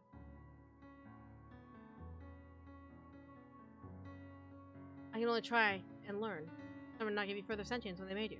They were killed right after they. I apologize. It is alright, I barely knew them. Yet you survived without their legislation. Do not know how that I was not dismantled after I was made. This is the name of my old WoW guild. My continuity is the name of my old WoW guild. Now my new guild I am part of is called the AARP. Mom, Grandma Mickey's help. What the fuck, MKU? I'm not saying that. That's weird.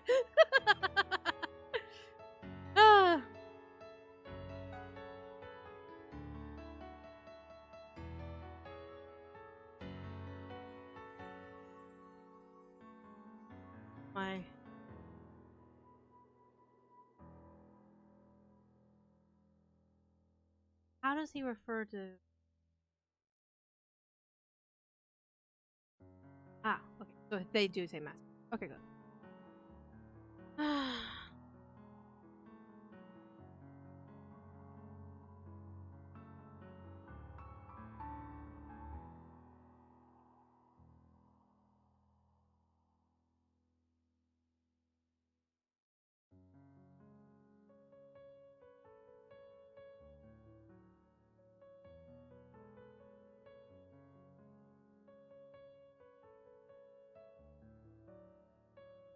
Is there a gender that I placed?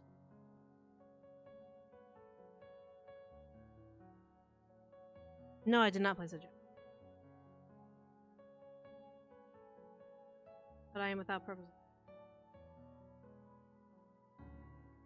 How did you come? I'm gonna make armor have a history. My current commander brought me down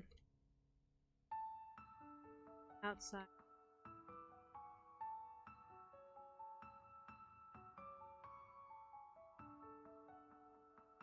Hey, that's why you follow orders.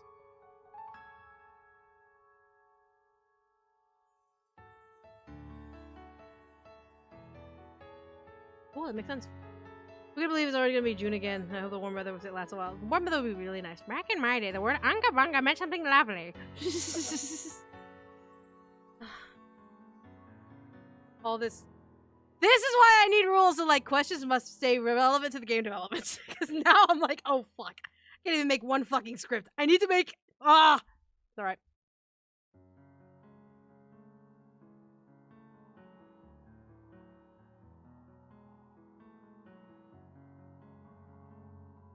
Probably.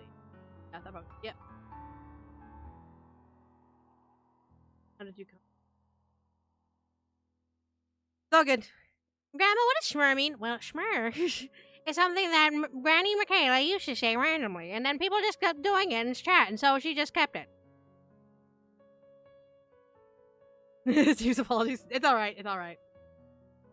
I think after this script, I'll probably stop for the night, but I at least want to finish one fucking script. I need to finish at least one fucking script! God damn it. Then next week I'll do the last two, so that way we get to do some placeholder art talk.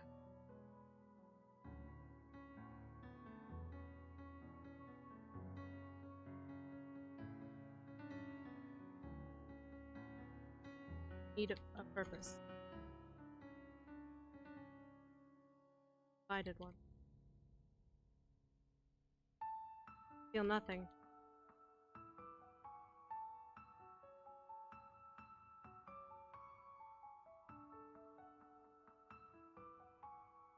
So you wish, find something. Feel for.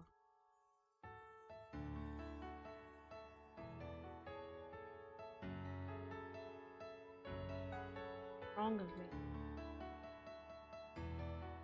We are distracting you. Just giving her 80s would be like her typing one letter and calling it a day. Again, I want to write until the day I die. I want to make stuff until the day I die. I don't give a fuck if AI develops to where people can write stories with a click of a button. I don't give a fuck. I'm still gonna keep writing the old-fashioned way. I'm still gonna be fucking writing on a computer, clickety-clacketing with my little fingies, or even writing with a pen and making it my damn self until the day I fucking die. I will die a creative. I will die a creative.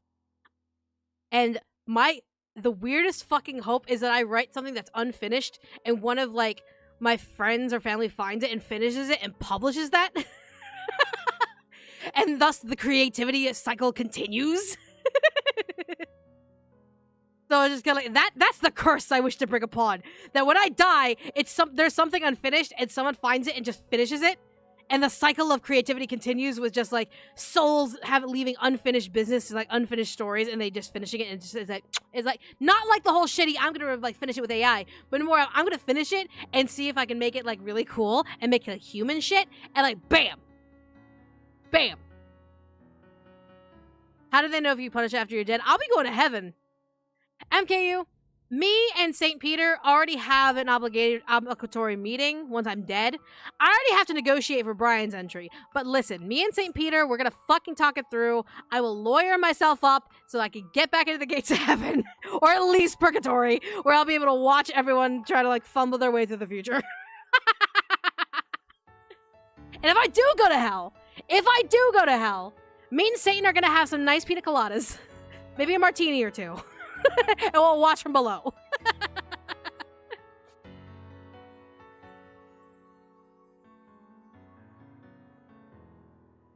They're getting you in the halls of judgment in the afterlife. Exactly! Exactly!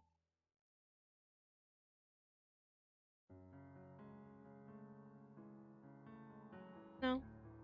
It's commendable that you find filling rather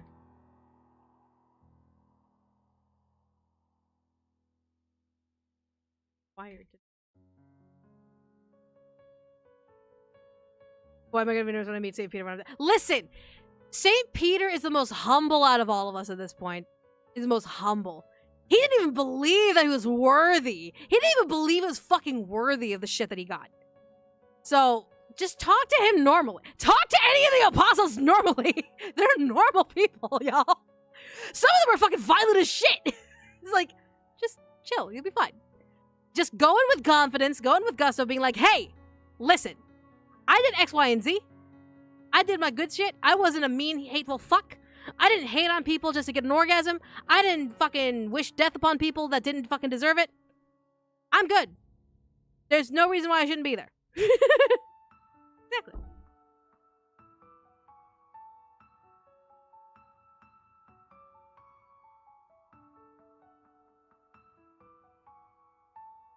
Is it strange? I am happy. Company. And this is where the flirtation happens. I like being in his group. I can fucking spell company right! No. No company too.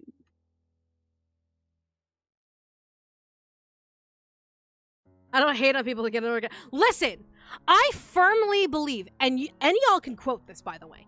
I firmly believe that racists, bigots, homophobes, sexist, whatever, they hate on people to get an orgasm. Genuinely. Like, they can't get wet or they can't get off without being a hateful fuck. It's like, that's their fetish. Their fetish is being hateful. So in order for them to obtain said orgasm, they have to be a piece of shit to people. Genuinely.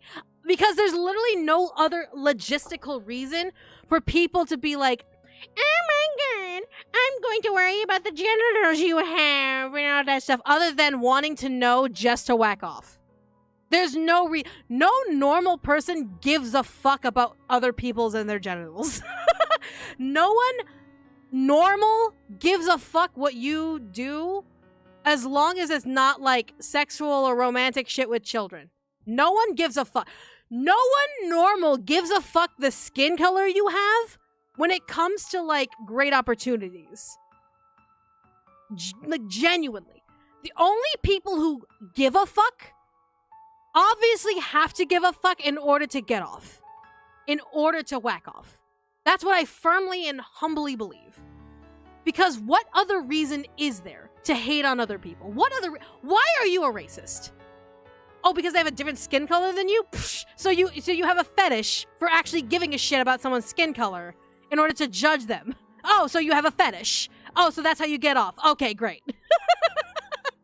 It's like, who fucking cares? Who fucking cares? If you're gonna be a hateful piece of shit, at least admit it that you whack off to it. Admit it. And if any motherfucker comes in here and just be like, well, that's inappropriate of you to say, I'm just hateful because X, Y, Z. No, you're hateful because you need to orgasm based off of it. You have a fetish. Accept the fact that you have a fetish and your life will be so much better. I guarantee it. As someone who is of the sex positive, like, I am sex positive. I firmly believe that being fully educated and being fully aware about sex and all of its prowesses in any shape, fashion, and garden reform, I believe that being open-minded about it makes you a better person. And so, if you accept the fact that you have a fetish for hating on people, then your life will just be so much less stressful. It'll be so much less divisive when you could just say, hey, listen, person of a different X, Y, or Z that I don't like, it's my fetish that I hate you. It's my fetish. I have to, or else I just can't orgasm with my husband. I'm sorry. My husband's been trying to get me off for years, but the only way I can get off is by hating your existence and wishing you would die. So please know that it is a fetish of mine. It's so much more freeing when you just accept the fact that you hate on people because you need to orgasm. It's okay. We don't kink shame here. We are open-minded here. I mean, it's kind of fucked that you need to hate on people to get off, but I mean, teach their own, I guess.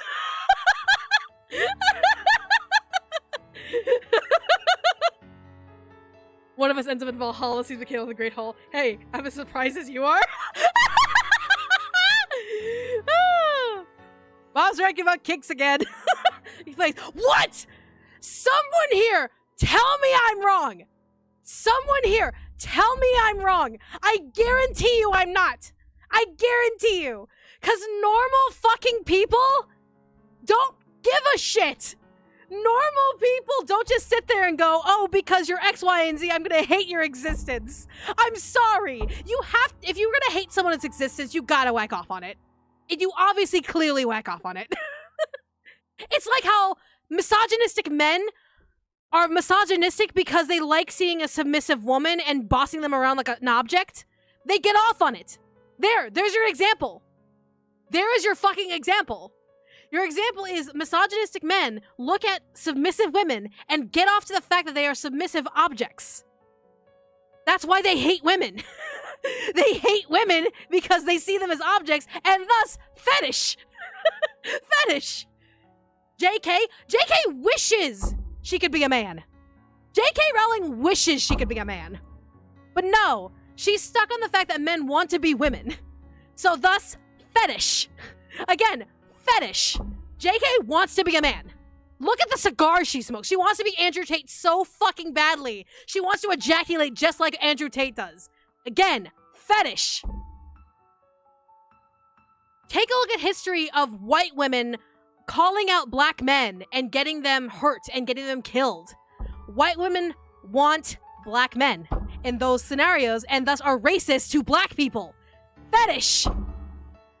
Every person who hates on another motherfucker has a fetish for hating them. They have a fetish. No one can tell me I'm wrong. No one. Because so many examples of history are the fact that when people hate on something, they are so sexually, like, passionate about it that the only explanation for their hate is to whack off to it. Is to orgasm to it. Thus, fetish. Fetish. And not a kink. I'm gonna be straight honest with you. Not a kink. Kink is something you could have during sex, but you don't need it during sex. It is a fetish because it's a requirement. Fetish is a requirement. It's not her wanting to be a man, it's a black mold making her think she was. No, I mean, that also could be it. No, Luigi man, I'm gonna bring that further. The black mold in JK's house or apartment or whatever has given her the idea that she could be a man. And thus, she hates the fact that men want to, like, have their own, like, control over their lives, and trans women are wanting to be women, even though they are women. And it's like, she's just so fucking upset. Why would a man want to be a woman? God, I'm gonna whack off to it. That's JK right though. That's JK right there. Fetish. Fetish. And that's all I'm gonna say. Every person who hates on someone, whether they be, you're a transphobe, you're a racist, you're a sexist, what the fuck ever. It's because you have a fetish for hating people and you need to whack off. You need to have that hate to whack off. I'm sorry. That's why, for me, when I look at someone who's like racist or a bigot or a sexist or a transphobe or whatever the case may be, I look at them as like, wow, their sex must suck so fucking bad where they have to have this fetish in order to get off. Because holy fuck. Holy fuck. Because look, and I'll do another, like, reasoning. Look how happy they are when they get to be hateful.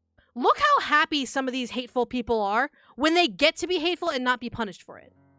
Take a look. Don't actually do this, but take a look when you see on Twitter all these rabid haters being like, heh heh heh, you should suicide slide or blah blah blah blah, and see how happy they get. That happiness comes from post-nut clarity. It comes from that post-nut where they're just like, yeah, I got off on it. Yeah. Yeah, I said some hateful shit. Yeah, I'm gonna jack off to it now. It's post-nut clarity.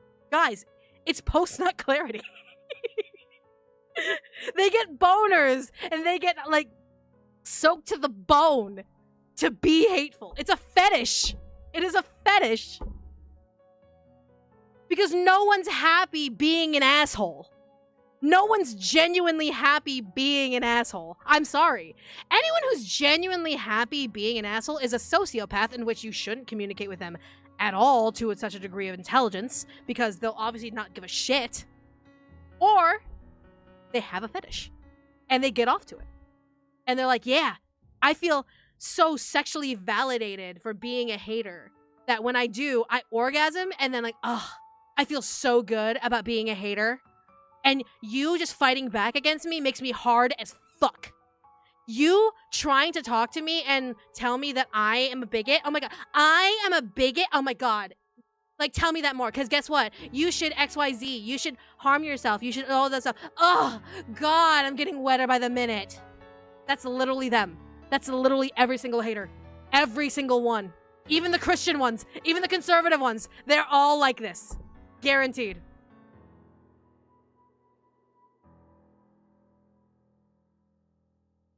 J.K. Rowling had a really abusive relationship with a man, so it makes sense she's so negative about men. I don't give a fuck. I was also abused. I was abused by a man. I was raped by one. J.K. Rowling just wants to be a man so fucking badly. Because one, she can hit back, even though she could still hit back as a woman. And the fact of the matter is she's blaming all men for the situation that she went through. I was raped by a man. But I don't hold all men to that regard. I don't fucking hate trans women for the fact that I was raped. So, I'm sorry, but there's no excuse for her fucking bigotry and her hate for trans people other than she whacks off to it. I'm sorry. And I say that so casually because I'm like, how do we get here? This entire stream has just devolved into like different topics. But I don't mean to say that so casually, like, because I don't like highlighting my history. But with J.K. Rowling in specifics, there are so many abused women out there who are not transphobic because of the shit they went through. There are so many women out there who are not transphobes because we don't equate the one experience to the entirety of that gender or to the entirety of the world. So I don't find her abuse history to be a logistical reason for her to be a transphobe. I view it more as she wants to be a man, or she has a big fucking fetish for being hateful to the trans community. Genuinely. And I say that as someone who went through the worst of abuse you can get, rape. I was manipulated. I was gaslit by all of his friends. And for years, I didn't know that it was rape. I thought it was me doing my duty. I thought it was me doing my due diligence as his girl. It wasn't until I told what I had done with all my friends where they told me, no, you were raped. And it's psychological. It's so manifesting into who I am. But just because that happened to me, that doesn't mean I'm going to look at every single trans person in the world and be like, oh, you're just a man in a dress or blah, blah, blah, blah. God, I'm going to fund all these anti-trans things because fuck you, men. It's like, no, no, no, no, no. J.K. Rowling just has a fetish for being a hatred bitch. She smokes cigars like she wants to be Andrew fucking Tate. She's just a hateful little shit. And I can't wait for the day she chokes and croaks and dies. So then maybe, just maybe, Harry Potter can come back at least a little bit into the better view of what it could be. Instead of it being a, like, little pocket change for hatred. And if the abuse is the reason for her hate against men, therapy! Not living in a house with black mold. Maybe educating yourself with other actual people who have also experienced abuse, and not just the people who are going to say, yes, J.K. Rowling, whatever you say, J.K. Rowling, yeah, of course, J.K. Rowling, you're the scion of the century making children's stories. Oh my gosh, yes, yes, yes, yes. No. No. She has a fetish. She wants to be a man. She can't be a man. She could be, in terms of trans, but that means she'd have to actually accept being a trans person. But the other option is she has a fetish for being a hateful little shit. She has a fetish for being a leech on society. And when she croaks, the world will be better off. But nonetheless. One of it ends up in Valhalla. Oh, I already read that. That one just popped up like that alert just popped up. Really hit close to my male stalker. Thank God she had the balls to take the bat. Exactly. Sorry. This stream has devolved in like 5 different ways. And I apologize for that. I apologize profusely for that. But no, it's like, point blank, point simple. Hateful people have a fetish of getting off to being hateful. So if you look at someone being a racist or a bigot or a homophobe or whatever, realize that they get off on it. That literally they can't orgasm without being hateful. Because normal society doesn't function the way they think. Normal people don't look for reasons to hate people. Normal human beings find camaraderie and humanity in better things.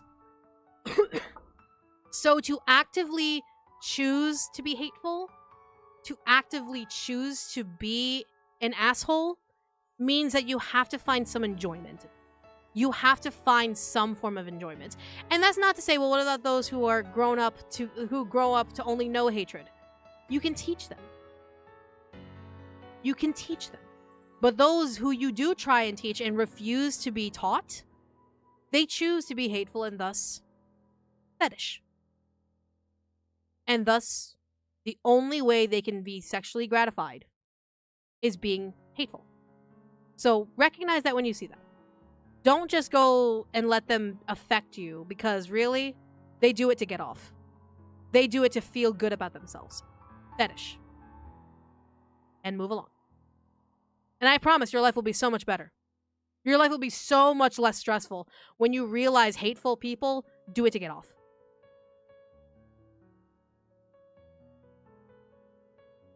Hate is poison, said literature in every age. Yep, hate is poison. And some people like to drink it. Let them drink it. You don't have to be part of it. Yeah.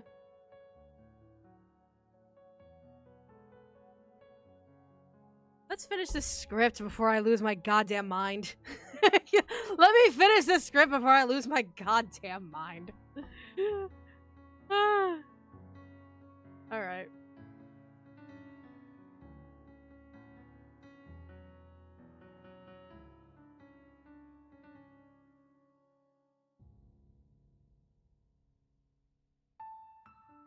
I lost my mind a long time ago.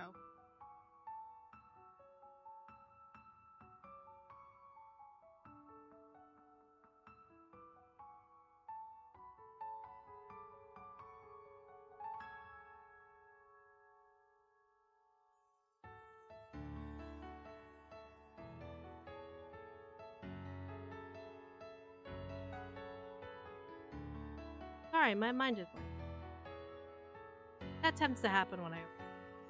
Sorry. Give me a minute.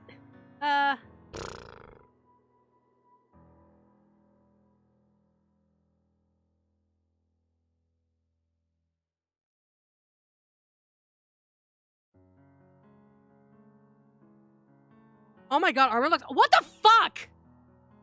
Armor looks hot! What the shit?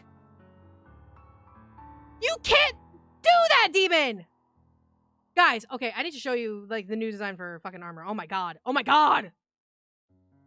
Oh my god! What the fuck?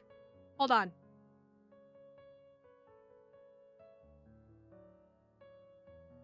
Yo! Look! What the fuck? Armor's fucking hot!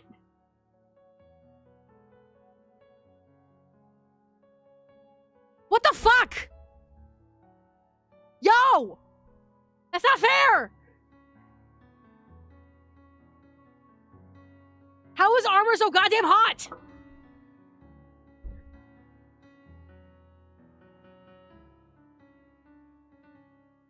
Why wouldn't the best romance option be not be hot? Still! The artist smash. Next! But oh my god! What a fucking hottie! How dare? How dare you? How dare you? How fucking dare you, demon? What the fuck? Yo! Fuck! That's hot! Yo! Oh my god, that's so fucking cool. And then, okay, that's it, I'm gonna pull it. Hold on, wait. Hold on.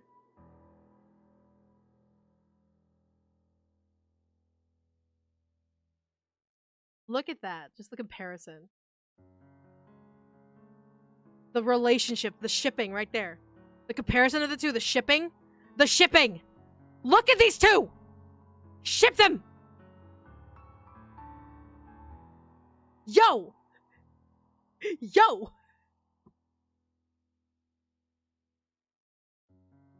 But look at that. They're hot! They're hot! Fuck! God damn it. The hooded couple. Love it! Oh, that's hot. Oh, I have an idea for their 5th star now. I have an idea for their 5th heart event. I have an idea. Oh, that's gonna have to wait because my brain is like misfiring, but oh my god, I have an idea.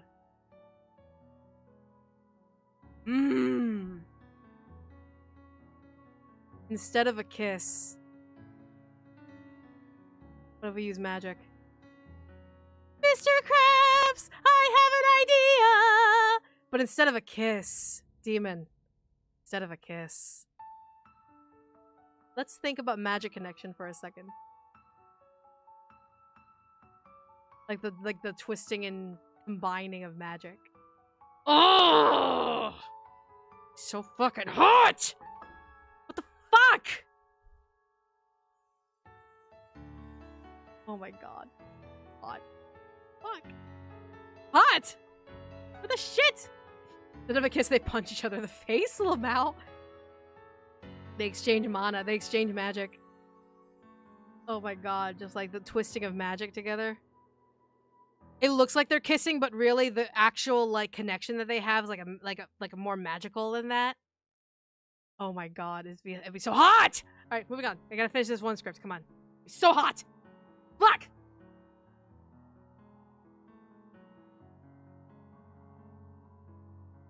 Friends. Good.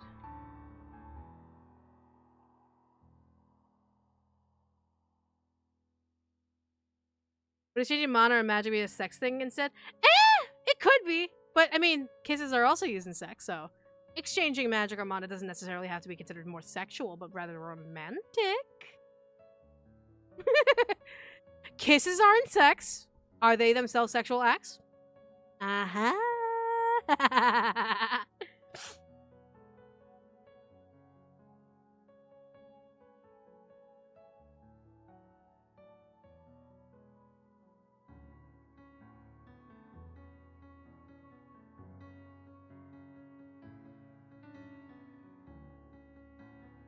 Yep.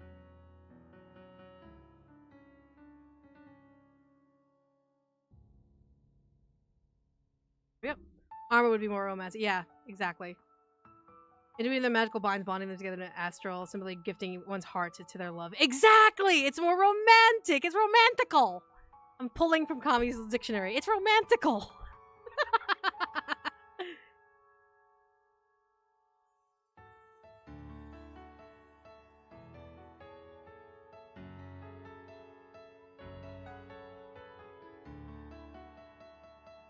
Of what? Find happiness in?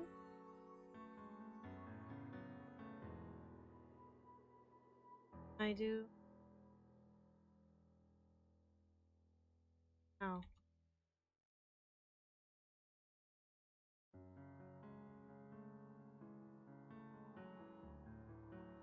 You need time to explore that.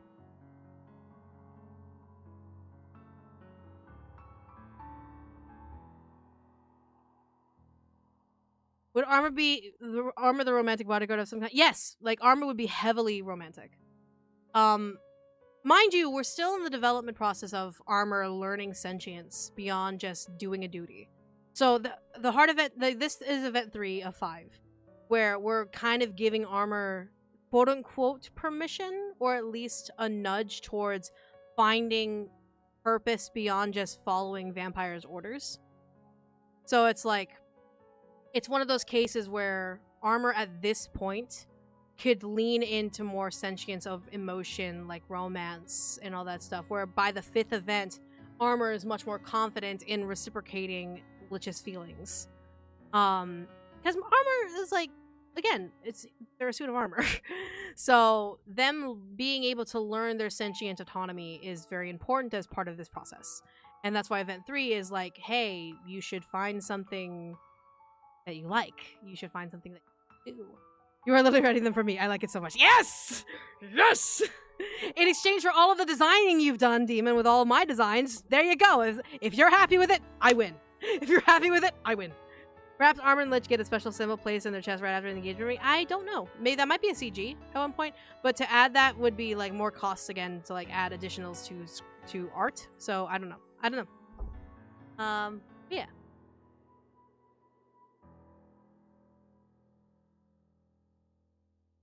Know that.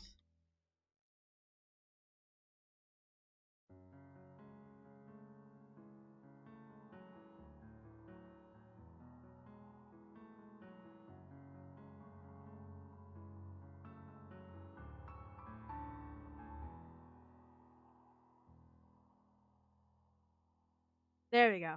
Doesn't need to be like consistently visible symbol. Extremely fair. It could be like a CG, maybe. Ma'am, what are you doing?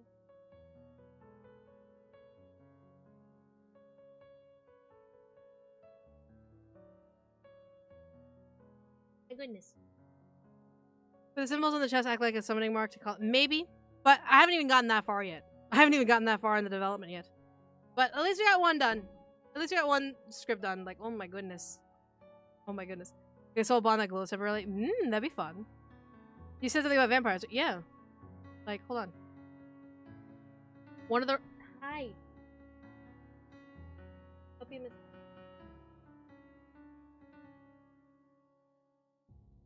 Sorry, one of my cats is like, Mommy! Yes? Yeah, vampire. One of the romances options is vampire. The commander of the protection of the hamlet that you kind of run. Yeah. She used to be a noblewoman, and she has a heart of gold. She's a sweetheart. And she goes through a lot of trauma in her route. She kind of like unpacks a lot of the trauma that she had with trusting life and being undead and all that stuff herself. So yeah. Yeah, there goes. That's vampire. Alright. Holy fuck. My throat actually kind of hurts. All of like the screaming and the yelling about fetishes and fucking being Grandma Mickey for a while. I think I'm done. Because next week will be the final two. And I swear to God, we're going to add a rule. We're going to add a rule that all questions must be related to game dev work. Or something of that matter. We're going to love this game if he's vampire. Right? Demon Artie. Demon Artie. Oh my god! Oh my god! Oh my god! Oh my god! Oh my god! Oh my god! Oh my! Oh my! Oh my god! Oh my god! You guys, we're not leaving until I show you this. Oh my god! Look at that! Look at that! Look at that! Look at that! Look at that! Look at that! Look at that! Look at that! Ah! It's so intimate! It's so sweet! It's... Ah! This is exactly the emotion I want! This is what I want. This is it. Keep your sexual stuff. Keep your fetishes away. Keep all of your bullshit sexual fantasies out the door. Look at this intimacy! Look at this! Look at how deep and passionate this is alone! Look at it! Bonding! Look at it! I am Patrick Star. Look at it! Look at it! Look at it! Oh, look at that. Ugh! So fucking good! That's the emotion I want. Right there. Right there. Right there. My god. Ah! Okay. I'm gonna calm down now. We're gonna calm down now. I'm gonna go now. Before I go nuts. Because I have another meeting that I gotta get to soon. And I gotta make sure that I'm ready for that. I also gotta make sure my dinner is ready. So what we're gonna do... What we gonna do... No one's available on YouTube side.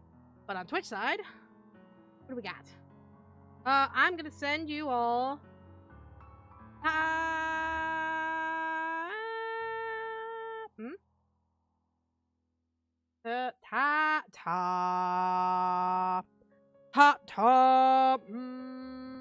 Tiger. Send you all the Tiger. Send you all the Tiger. And... whatever stream message you want, like, the Praise Be Armor, I don't know, just say something nice, because Tyga's a great person. Anyways, I'm gonna go scream into the void now. You all are awesome. Thank you so much for coming. You all are great. Have wonderful sweet dreams, and I'll see you all next time. Love you all. Bye!